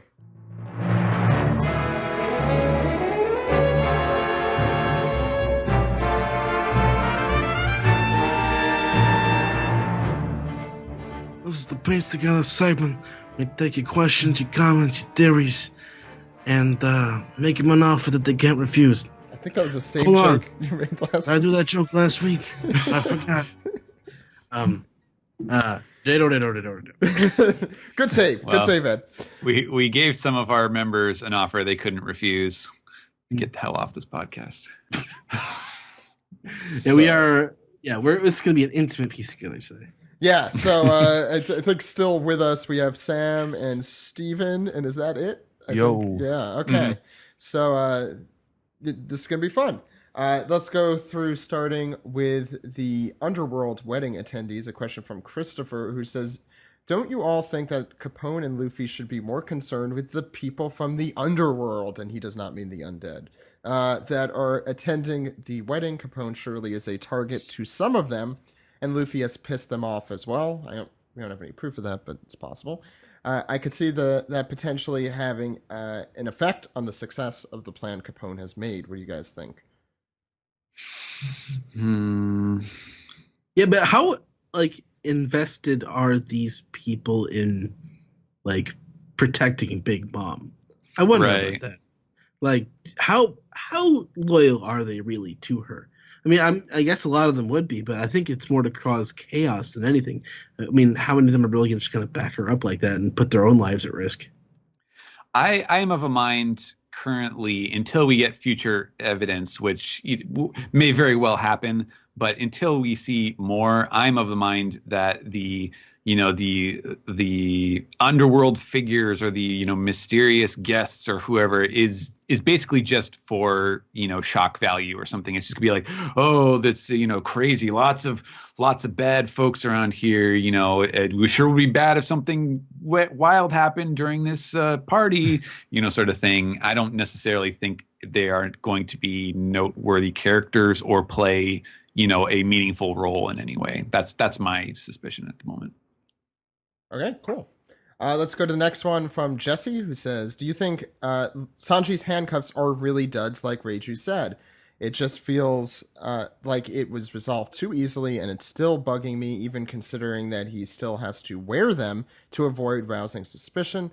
I'm not convinced we're done with them yet. What are your thoughts? And he is still wearing it in the cover, at least, for the Shonen Jump issue this week. Not that that's, in any certain time frame. No, I don't think we're going to relitigate those cuffs. I think that's a done deal. Reiju's what? She's deactivated them, or they were fake the whole time. Yeah, they were fake cuffs, right? That's Reiju law. Everybody in One Piece just carries around fake handcuffs or magic non-binding really stupid handcuffs. Really stupid when you think about law. He could just teleport people out of their cuffs. I never really thought about that. Or teleport the cuffs off of them. Anyway. Well, no, he could cut their arms off and then slip them off. Reattach it, which would be a freaky way to do it. But anyway, that's it for email. Steven, what do we have on Reddit? Okay. We'll go through these in chronological order. We'll start with New Temps, who says, who quotes Greg's article about Weevil. And this is stuff, I think I mentioned this way back in the day when we saw Weevil, that the Japanese name for Weevil is Zomushi, which literally means elephant bug, and wants to know if he has an elephant beetle fruit, so like the bug fruit, essentially. Is that possible? And there is also a really popular theory in the community that Usopp's weapon one day will eat a beetle zoan devil fruit.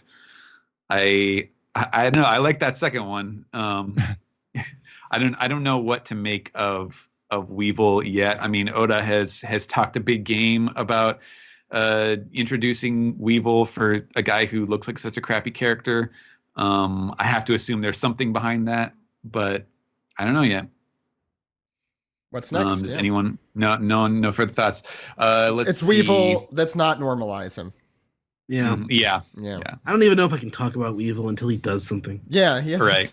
You're right. We were ranking him, and we all had we have nothing to say. He hasn't done anything. Mm-hmm. Yeah. Poke Luffy 2 says, hey, OPP, I've been thinking about Big Mom's other poneglyphs. What if one of them has info on Uranus? And if Uranus has something to do with the giants, she may have the key to her dream right under her nose. Also, if Lego got the rights to make One Piece sets, would you buy them? Yes to the second part. We'll cut it off there. Yeah. I like Legos. That would be pretty rad. I really haven't played with Lego since I was a little kid. I'd have to see the set. I'd have to see what it looks like. I like the idea that the sort of dramatic irony of having Big Mom's other poneglyphs, which are being sort of overlooked at the moment because of the road poneglyph, at least story wise, that one of them could end up being related to her own personal pet issue, which Yeah, it's interesting. By the way, I don't know. I think we sort of hinted at it, but like you notice that the story about Big Mom and the Giants in this chapter that we covered this issue, like didn't really explain the entire picture. Like there was some stuff missing there. Like why was she, on bad terms with the Giants in the first place? Yeah, Right. we touched on it, but How did Lola fucking escape?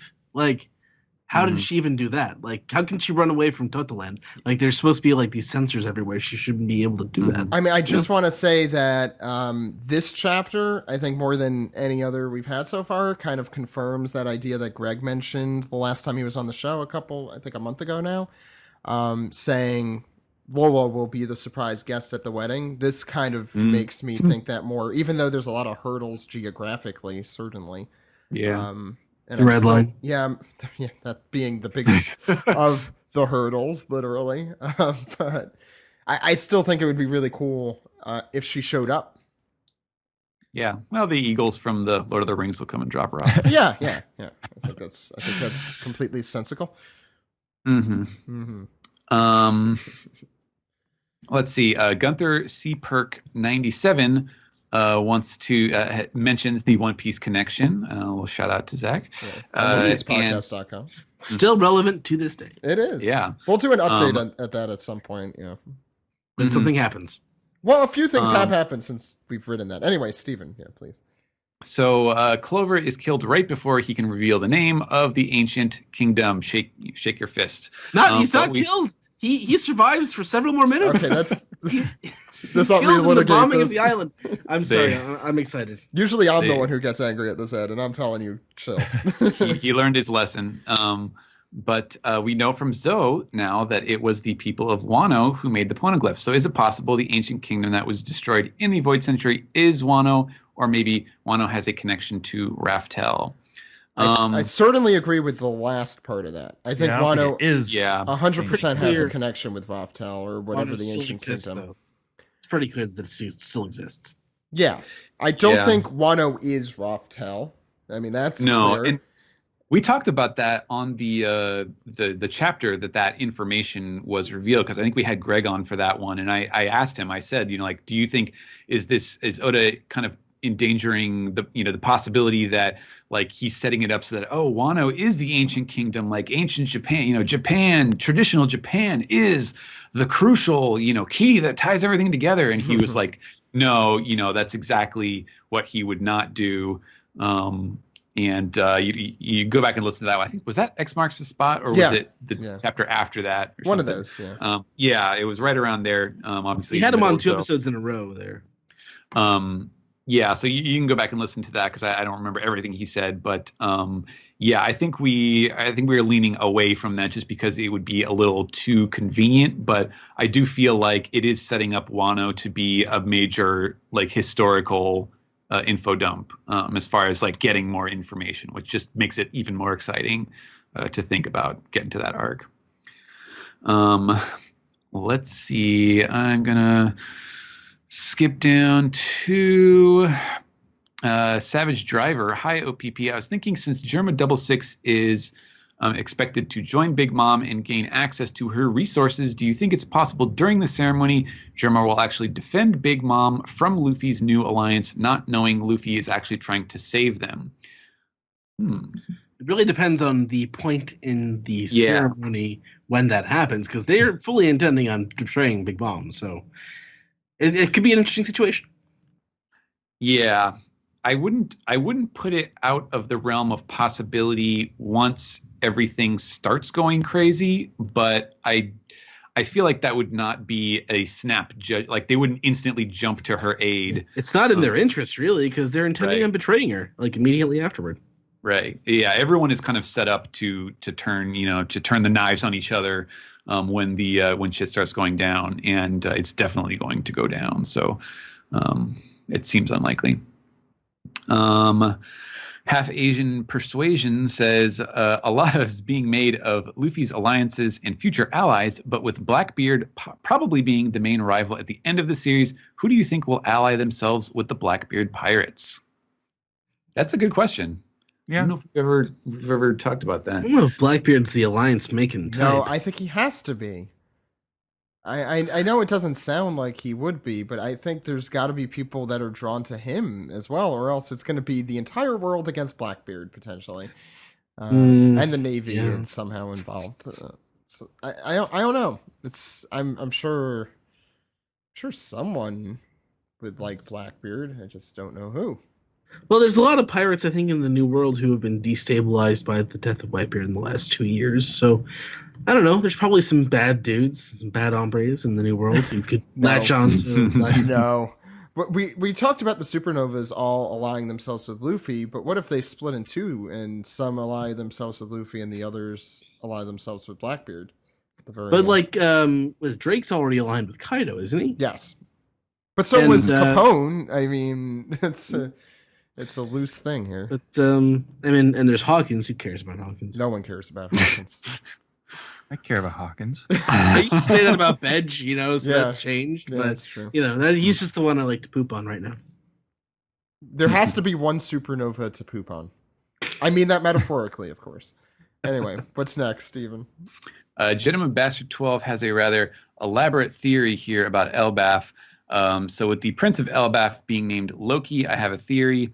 He and Eneru are going to collude to take out the god of Elbaf, likely Loki's father, and he will be called Odin, and they will pin it on Usopp. The giants will be furious that Usopp killed/injured the god in such a cowardly way, and they will punish him. I imagine a scene where after proving he's not guilty, Usopp is about to be struck down but doesn't flinch because he's finally become a brave warrior. And then at the end, the Elbaf giants will become part of the Grand Fleet. Thoughts? No. I mean, there's always been a general Norse theme for Elbaf. Pirate's attack was Mjolnir, wasn't it? Mm-hmm. Yeah, and his ship was it like Naglfar or something, which was like a Viking ship.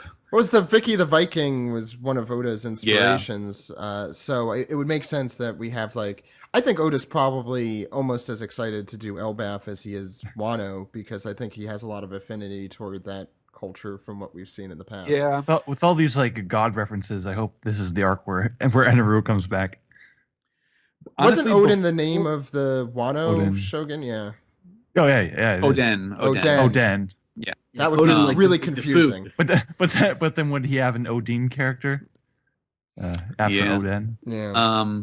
I don't know. I honestly, before this arc, I was still kind of iffy on if we were actually going to have a direct arc in Elbaf or directly relating to Elbaf. It just sort of felt to me like it was going to be sort of like an all blue situation where it was going to be sort of incidental to whatever happens in the story. But having the especially this chapter getting this, okay, now we have the name of a character who is very important in Elbaf.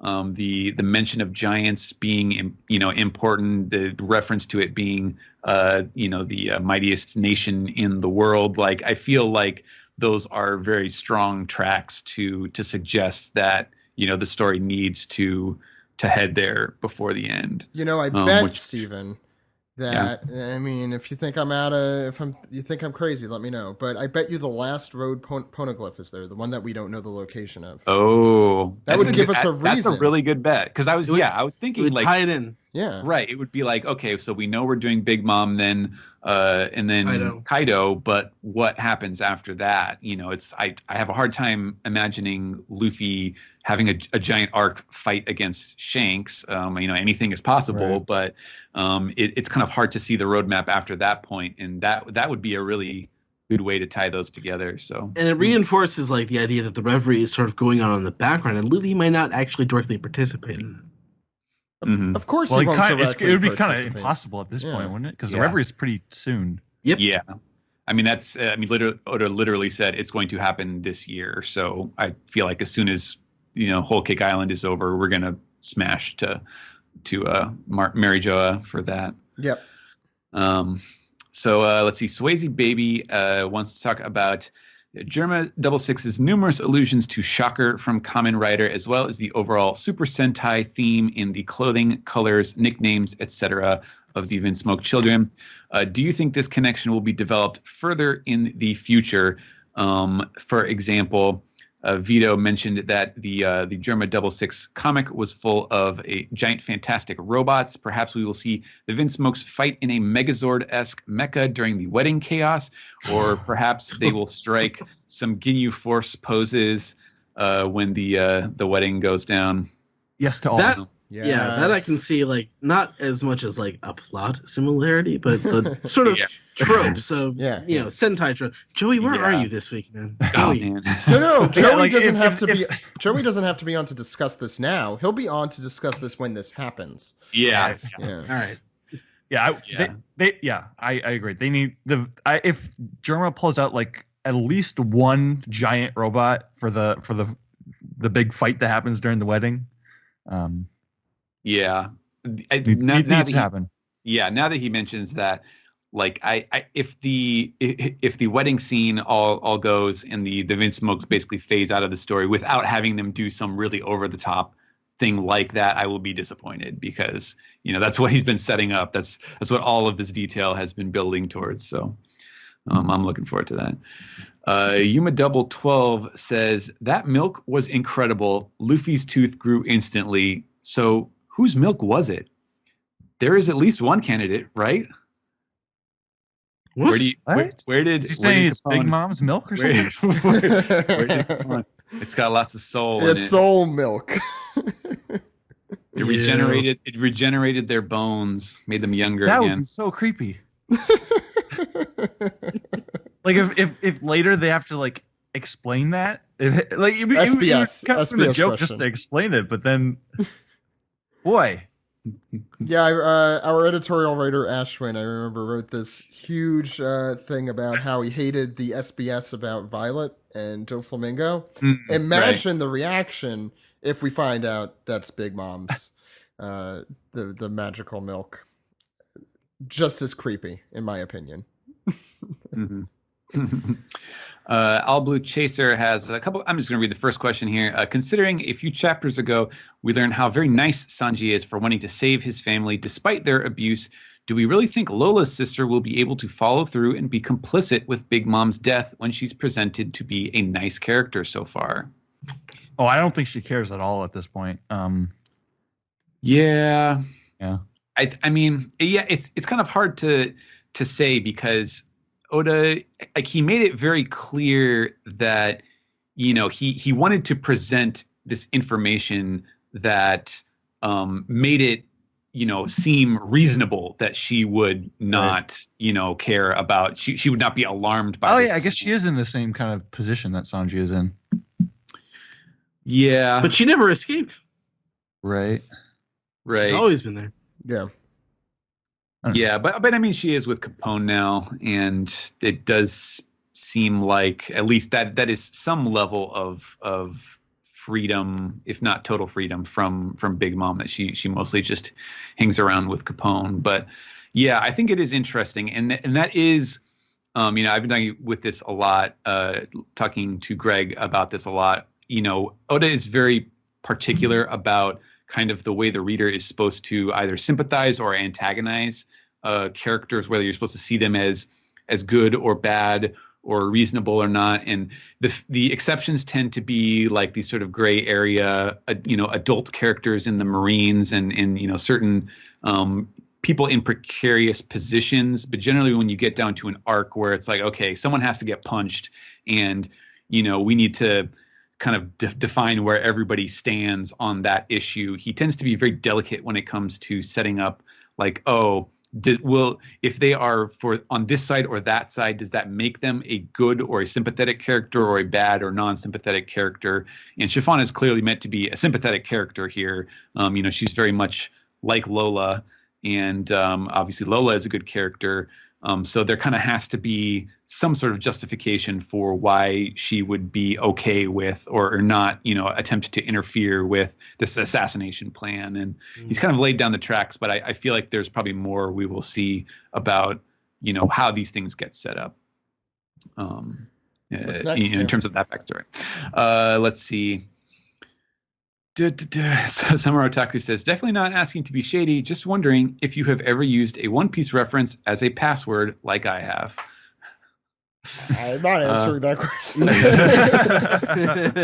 Not on a personal account, no. No, I don't think I have. Sorry. I don't even. I mean, we've definitely used it for like the names of hard drives and stuff, Ed. Oh, I still do, yeah. I mean, definitely. I did too, yeah. Yeah, my current external hard drives are Frankie and Renoa Zoro. So. I used to have three. My internal hard drive was Monkey D. Luffy, of course. I used to have Akainu, Kizaru, and Kiji, and they actually were those three colors, so it worked out very well. I had a flash drive named 2020 Chopper. There you go. Was it pink? No, it's just a little tiny little thing. Okay, I see. Did he transform into a bigger hard drive? Wouldn't that be convenient? What's No. next, Stephen? Yeah. Black Northwind. I'll pick one of these. He always has several. Hey, OP. Hello, OP. Okay. One OPP. We have two. So yeah. my guess is that part of Capone's plan will involve freeing both the prisoners and the strange creatures from the library book to create chaos. Oh, I love that.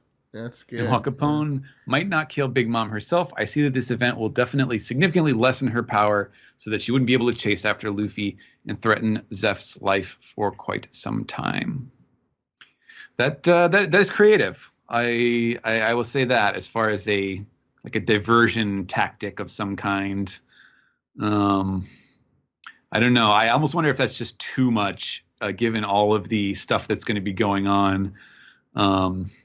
Even Oda has his limits as far as how much he can depict happening at one time. Yeah. Mm-hmm. But an interesting idea for sure. I like the strange creatures thing a lot to create chaos. I didn't even think of that. But that's definitely a Chekhov's book, sitting there. Chekhov's book, yeah. Let's see. Here's a good one. Sanji Vin Lung Cancer wants to know what would the My gangster names of the major One Piece arc villains be? So instead of Gangster Gastino, what are all the mob names? Oh, for the Straw Hats? No, for the the villains. I'm sorry. Yeah. So Crocodile is Sandino. Santino. So what are we just making them Italian? Yeah. I think that's what they're asking for. You want some stereotypes? We'll give you some stereotypes. Yeah, where's Roger here to make me feel slightly better about doing that? Rob Lucci's already there. Yeah, he is. Rob Lucci doesn't need any. You can't just add Eno to the end of things to make Yes, I can. I mean, I guess technically Caesar did it, but aren't there other stereotypical vowels you could add at the end of things? Big Mamma Mia. You win. I don't think I'm gonna beat that. Man, I wish Eneru had a last name or a family name, because then you could call him let's say if he's God Eneru, it would be like God parentheses double take or quotation marks double take Eneru, like 2-time, because he does a double take when he sees Luffy. Buggy is just powers. Pagliacci. Couldn't it be God? Couldn't it be Gotti Eneru, but with D's instead of T's? No. Okay. I think we should move on because I've killed this. Oh, yeah. Okay. Let's see. All right. Well, here's another question about poneglyph locations. Carcosan Anarchist says, when it comes to the missing road poneglyph, it seems like there are two camps of thinking. It's in Marijoa or it's in Elbaf. Oh, well, apparently my great idea was like a little bit further down the page. Okay. You already read it and you just I did not forgot read about it. It was completely original. After this chapter, I believe that both are right, or were for a time, but I believe Big Mom stole her road poneglyph from Elbaf, and that's why all the giants hate her. If we're thinking of where they would logically be, all the most ancient kingdoms, Zou, Wano, Elbaf, and Marijoa, make sense, and it would explain how Kaido has one, depending on how long he has occupied Wano. Thoughts? I don't think there's one in Marijoa, because I think that's the capital of the enemy. As far as could be the treasure that Doflamingo's talking yeah, about. that's the thing. It depends on whether that makes sense with that explanation, or at least the facts that we know. But then they have to go all the way back to Marijoa. Like, in the story, that True. feels like Yeah. it's cutting the momentum. That's the reason. Right. I don't have any logical reason. I just have a story reason for why that makes no Unless sense. they have, satellite Den Mushi and Vivi's just gonna like send them beam them a pic, a phone Possible. phone pic from. I mean, they do have the video Dendemushis. I like the idea that Mom stole it from Elbaf, though. Although That is cool. Yeah. I like Although the idea there more. would be of better going. ways for her to like reconcile with the giants than Lola Yeah. marrying them. Good point too. Yeah. Very, very interesting stuff to chew on from this chapter for sure.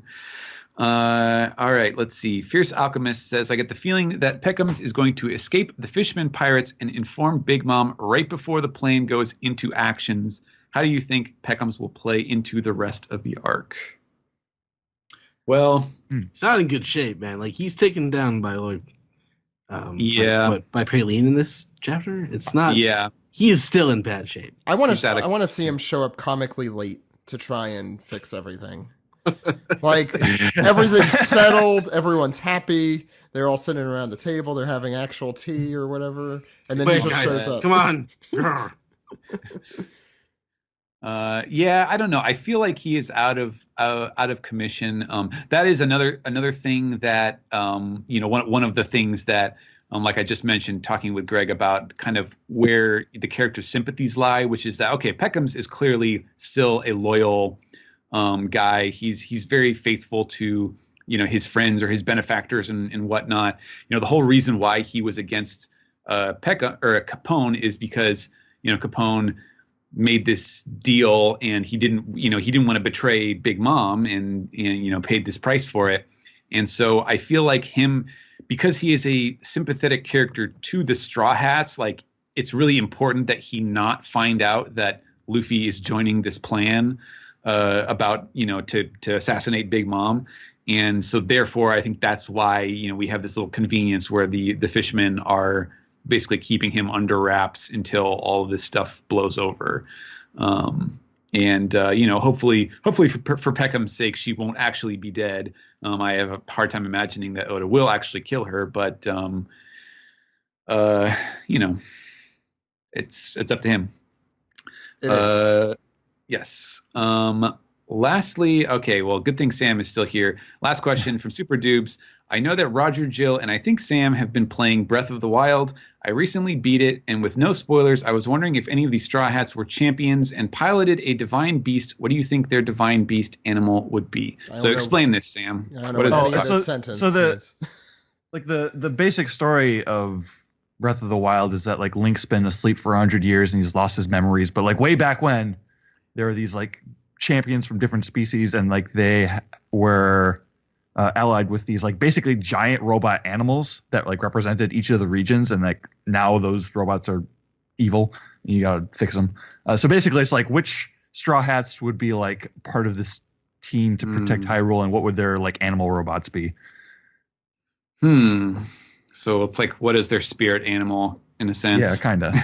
So all I'm picking I mean, is an animal? they all have like representative animals from Oda, That's true. like a Yeah. giant robot monkey. That'd be cool. Yeah, or a gorilla or something like it's supposed to be Tiger. cooler. Yeah. Yeah. Yeah. What would a tiger be? Maybe Zoro. Zoro's the tiger. Yeah. Zoro's a tiger. It's the one. It's those figures they came out with. What's his Toshio name? Was that- Asuma figures. Yeah. Yeah, That's was that Zoro's actual? Yeah. Yeah, he was it's a tiger. His- Oh, Shark. okay. It still appears Zoro's in a the on the calendar. No, Oh, he was a you talking- tiger. Yeah. I was thinking about Frankie the would be a SBS. shark. I was thinking about the SBS where like Oda gave them all animals. Oh well, yeah. I guess he could also be a shark. I don't know if that fits in the video game. That'd actually be cool, like a temple that takes place underwater, which I'm pretty sure they've done a few times now, but this time it's a shark. So that's it for Reddit. Yep, that'll be it for Reddit. Okay, Ed, it's time to. Piece the tweezer. Time for Twitter questions, comments, theories. What's going on this weekend? That's right. First question this week comes from Matt G. Nolan 89, who is rereading One Piece, and this is not the first time Luffy has regrown a tooth. The no milk was used last time. And on an unrelated note, I've started listening to the first podcast y'all did. I'm up to episode 8. Oh boy. And the old theories are unique. They certainly are. You know, I wouldn't mind if you tweeted something about all of our old episodes that you're listening to every week. I'd read them. I would love to hear like old theories. Like I went back and I was listening to our first run reactions to Marineford in the anime because I was watching those DVDs recently, and I had nothing better to do. Is that true? It was very interesting. Anyway. I don't have the guts to go back to those episodes and listen to myself. Zach, you've got a snow day tomorrow, so you know what you're doing. No. And the funny thing about that was it was still like that was like 2 years into the show and those episodes I was listening to. I think season 4 was where we were really hitting our stride at that point. Mm-hmm. I mean, when people are like, "Where should I start listening?" Where I'd actually be proud of the episodes, it would probably be season 4, although there are definitely a couple gems before that. But. Was that around when the Shonen Jump Alpha started? Yeah, it's when we went to once a week instead of twice a week, which was a very good idea. Yeah, you guys did it twice a week. Awesome Randy 2 asks, what if Bedge's plan is to go undercover at the wedding and attacks at the right time? It's a good plan. Wait for Bedge to go undercover? I mean, he is undercover already. Yeah, because no one knows he's a bad guy. According to him, you know, I mean, I'm sure. But now he's got to go undercover so no one knows he's Capone. That's what the question sounds like. Well, it would be if what's her name, Brule, actually disguises him as someone else, and this is getting confusing. I feel like Capone, if he tried to go in disguise, like his version of Caesar Clown wearing the CC would be that he, no matter who he looks like, he would have the cigar. And he would talk like any of the various accents that we have. or Arrivederci, he'd be doing that. Magic Otters asks, it took Luffy 133 days and 13 chapters to regain his tooth. That's in real time, not in story time. FYI, just say. Yep. Poke Luffy 1. If One Piece characters were placed into another manga series, what would it be? Is this like if we want it to, I'd love to just see them in the background of just random manga, especially Shonen Jump manga. Like My Hero Macadamia. Macadamia. I feel like that one, it wouldn't make a ton of sense. I'm trying to think of like, it has to be like a fantasy adventure that takes place somewhere else where they could possibly walk in the background. Really exposing my lack of knowledge about anything. I think Dragon Ball is probably one where you could just, it's taking place. It's another planet, yeah, it's one of the many planets. Yeah. Well, they wouldn't look out of place in like the crowd shots in Dragon Ball. That's true. If you're just throwing them in there, why would they be sitting in a crowd? Slook wants to know: have you guys read any of the jump starts of the last issues of Jump? Skimmed them, but not really. Yeah, skim is the word. Yeah, I want to sit down and read more. I really like Hungry Marie, which is by the artist who did Beelzebub. It has a really good. It's basically like an alteration on the Ranma 1/2 formula, or so it seems, where like there's a normal guy who gets possessed by like some ghost of like the daughter of Marie Antoinette or something like that, and when normally he turns into her where his mind is in her body, and then when he gets hungry it turns back into his body but with her mind, so it's like a multiple personalities thing but where it's inversed, and it's really funny. Like the guy is a very smart comedic writer, really well done, which compared to a lot of the other recent stuff that they've started where they were just clearly rookie artists and we're not kind of finding their footing still. Dr. Stone that's the name of it, right? Looks really nice, but I don't know about the plot. They got like Yu-Gi-Oh hair. Yeah. I don't know. It's like a very different looking style, and I'm always a fan of that. Yeah. It's not. It wasn't a recent jump start, but I really do like the Promised Neverland. The kind of the whatever it is, nursery escape manga. Isn't that still running? Yeah. They kept that around, but I think it started last year. But that's a pretty good one. If they kept it, probably is pretty good. Yeah. What's next, Ed? Okay. Quip Quest asks, do you think Pudding altered Chiffon's memories to make her think Big Mom beat her? don't think Big Mom would be that cruel. I do. I mean, she killed Charlotte Moscato, Minister of Gelato. Like what? How would that work in? Well, presumably that wouldn't be the only part of whatever Pudding was doing. I mean, I still think Pudding manipulated Big Mom's mind to think why she hates the Giants, maybe even in the first place. But then again, that's a long time ago. This is the whole thing, is that anything that happened in the past, that's the wild card, is that Pudding could have changed any of those facts to the people who are saying them. So correct. That is what makes that an interesting proposition. But you know what? That another Chekhov's thing here is just that Pudding's devil fruit power. You kind of know it has to happen. It has to come into play at some point. Because otherwise it's a waste, I have to say. Otherwise it was literally just here's my power so that I can deliver my villain monologue and get away with it. And I'm going to give Oda slightly more credit than that. I think he probably has a reason why that's there, and I'm very interested to see what it is. Yep. Ed? Yes. Next one comes from It's Aura. If a emperor is taken down by multiple people, do any of those people deserve to be an emperor if they needed help to take down one? Good question. I think it's really up to the government, isn't it? No, not really. It's up to whoever is able to seize the most amount of power in the vacuum of what the emperor leaves behind. Yeah. Right.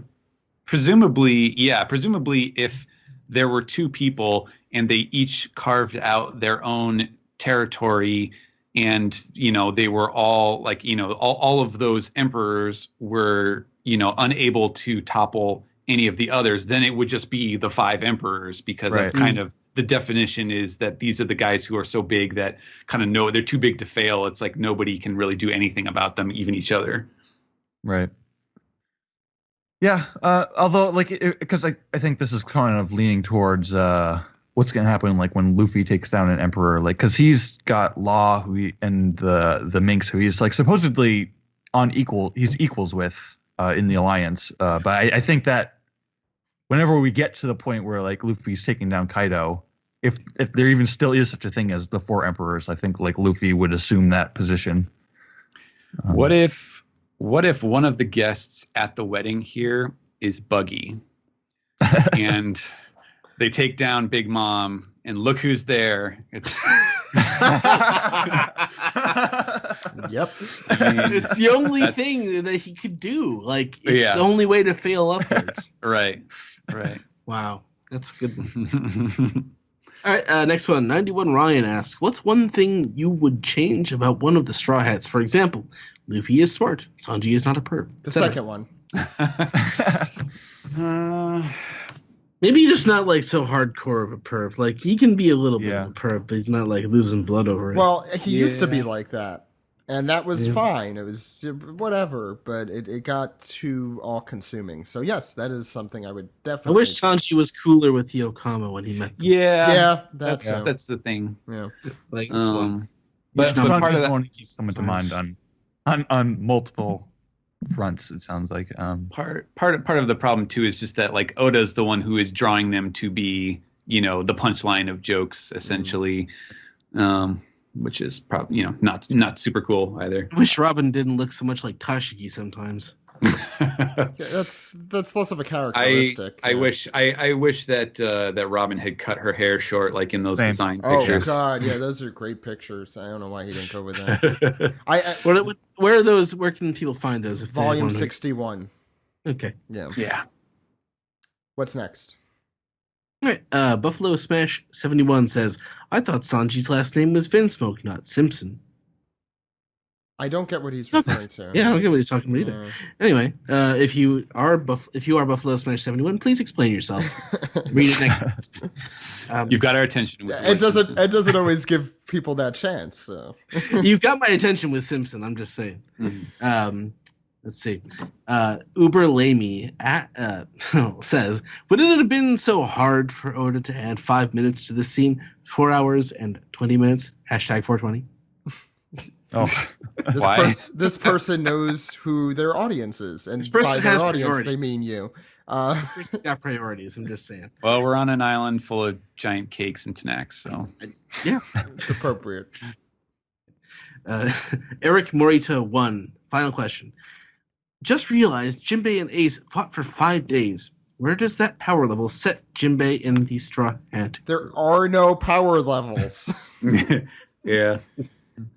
I mean, he's definitely up there with like the top 3 with the monster trio. I mean, he was also much younger when that happened. I don't know. Yeah, if that and makes a Ace difference, was. No, he wasn't not- that much younger. He was like 4 years ago. When was this? I'm not. This is not coming to the top of It my was head. a story of like when Ace was like, I think Before Ace joined Whitebeard's crew. yeah, Right. because Ace wanted to pick a fight with Whitebeard, and So like it's he had a before- fight with Jinbei, who was defending Whitebeard. Correct. Yeah. So he might have been. This might have been like 5-6 years ago at this point. Well, I don't he think left it was- when This he is one was- of the, like the many like little Marineford flashbacks. How much older okay. is he than Luffy? Ace 3 years. So he set off 3 years before Luffy, and there was the 2-year time skip. So it's definitely less than 5. It's probably 4. You're probably correct. Well, if Ace was like 16 when it happened, and he would be 17. what? He would have to be 17. They set off Okay, at yeah. 17. Yeah. Yeah, and he would have been, I don't know, 22 at the beginning of. This doesn't This- matter. Why are we doing this? Just Too much occasionally. math this late at night. No, Ace yeah. was 20 during the main story. He was 17 when he set out. So Anyway, he probably wasn't as strong as he was when he was in the prime of his Whitebeard run. But I still think Jinbei he could go toe to toe with Sanji or Zoro. agreed. Yeah. Yeah, I would agree. Yep. Yep. They have different powers, so I think it's okay that he is at that level. But I think he definitely is under Luffy in both power and how he feels status-wise in the crew. I mean, he's a very reverent man, so I think he Yes. respects the hierarchy, to a T. To the He fact he just splashed a bunch of seawater on Ace. That's all he did. After 5 days. Yeah, couldn't he have just done that? Anyway, That's the piece of tweet. that's the piece to tweet. That's the piece together. Thank you guys. Why don't we round the show off? All All right. right. あの大空に届くまで I believe 一つの明日 This has been the One Piece Podcast, episode 460 for Monday, March 13th, 2017. Great episode today, you guys. Manga Recap pieced together our final, probably, Toonami recap. And we've had a really great crew on with us today. Next week, we will be doing our Manga Recap. The anime returns from its 1-week hiatus. Sam, I don't know how you've dealt with it. How have you dealt with this 1 week of no anime? It's been refreshing not to have to do any work. Okay. And next mean, week is filler. So Super was off this week too. Oh yeah, the filler starts Yes. next week, Sam. I didn't have to review anything. Oh yeah, for ANN either. A filler starting? Guess I'm not watching the One Piece anime for a while. It's It's gonna be three like episodes. Yeah, I'm sure. Oh Jesus. You're fine. You're fine. Well, no, I mean, like, I'm hoping to God that once they get to Whole Cake Island, they'll actually use some filler to, go to the Nuts Island and the Juice Island and places like that. Nuts and Cracker Island. The places that they skipped. Maybe completely to they'll get to have Whole Cake. Cracker on Nuts Island. Nuts and Cracker. It's a very old podcast reference. Or at maybe this point. gum on Nuts Island, and then gum and nuts together at last.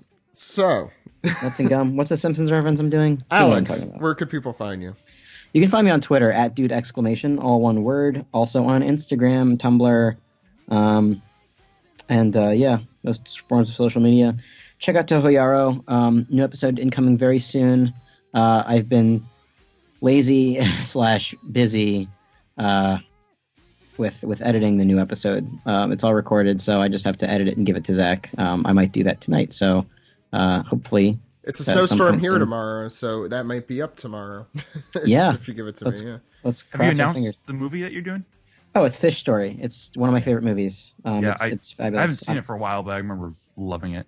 Yeah, so if you have never heard of Fish Story, seek it out online or buy it off of Amazon, the DVD anyway. It's wonderful. Don't read up on it at all. Just watch it. It's one of those movies that like anything you can hear about it will spoil it for you. So yeah, just give it a fresh watch. It's amazing. And then listen to our episode about it. Brian, where can people find you? You can find me on Twitter, Dark King Zoro, all one word. You can check out my old artwork, Vanendorf, on DeviantArt.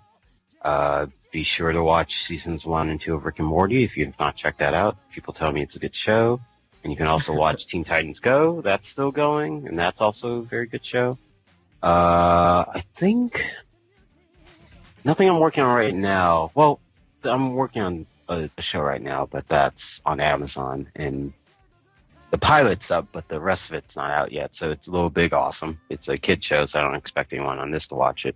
And you can check out the Animation Success Story podcast, where we interview, talk to people who work in the business and tell them about what their journey was like getting into the business. We've already reviewed ourselves, me, Sabrina, and Ant, who are all working on this season of Rick and Morty. And just last week, we interviewed Eric Bauza, a famous voice actor who was gracious enough to come onto our podcast. So we hope to have many more people on soon. It's on YouTube as Animation Success Stories. Also short for AS, the AS podcast. And you can also get tickets to BlurredCon in Washington, D.C. in, I think, the last weekend of June, starting in July. I'll be there as a guest. So oh, nice. You want? Yeah. So I plan to hit you up when I'm out there. Oh yeah, absolutely. Yeah, we'll hang. It'll be great. Yeah, totally. And you should come by too. It's going to be like specifically it's a convention for like Black nerds and people of color, and just like, hey, sweet. You get tired. Yeah, if you get tired of people telling you Batman isn't black, I don't think you're going to have any problems at this convention, because that is a thing that happens. I'm sorry to alert all of you, but yeah, there is lots of sore spots with that shit. So yeah, come out to those things, check me out there, and thanks for having me on. Thanks, Brian. It's been a pleasure having you on as always. What about Sam? Where can people find you? They can find me on Twitter at Lucky Chainsaw, and they can find me on the One Piece podcast doing the anime recaps every week when there is an anime. And they can find me on AnimeNewsNetwork.com doing the daily streaming reviews for One Piece and Dragon Ball Super. Kyle, where can people find you? You can find me on Twitter at Renfield89, and you can read my column, Peace Out, at theonepiecepodcast.com under the article tab. There you go. And who else am I missing? So many people on today. Steven. Yes, if you are interested, you can follow me on Twitter at Translatosaurus. And yeah, I don't know. I follow me for more pictures of my cat, I guess, that I keep putting up there. I have been watching those. So, okay. To be fair. Cats in boxes. I mean, how could you really go wrong? Yeah, there? Right. And I think that's everyone. Ed, where could the good people out there contact us? You are Zach_Logan on Twitter. I am Edward E. Festizio, and if you're following me, you know that I've been going through the 100 top anime films of all time as ranked by Paste Magazine, and in the last week I've watched Yoshiaki Kawajiri's Wicked City. Jesus. That's a fucked up movie. Everyone should watch it. It's crazy. Battle Angel, the source material of which is going to be adapted into a feature-length American movie by James Cameron. It was supposed to 20 years ago, and no, he's still working. He's still working on it. Sure, that guy's gonna die beforehand. No, after the Avatar sequels, and as I mentioned at the top of the show, the Daft Punk Interstellar 4-5 movie, which is awesome. But anyway, the podcast can be found at OnePiecePodcast.com, Twitter.com, YouTube.com, and Facebook.com/OnePiecePodcast, Reddit.com/r/OnePiecePodcast. Leave us some piece there. One Piece Podcast is our Skype name. OnePiecePodcast@gmail.com is our email address. Support us, Patreon.com/OnePiecePodcast. You can subscribe on SoundCloud, subscribe on Google Play, subscribe, rate, and review on iTunes, or call us on our phone number. Zach? And that phone number is 347-497-MAJI. Maji. That phone number again is 347-497-6254. Call anytime. Won't you? With your questions, comments, theories. As Ed mentioned, you could check us out on Patreon. We have an all-new episode available there, exclusive to supporters.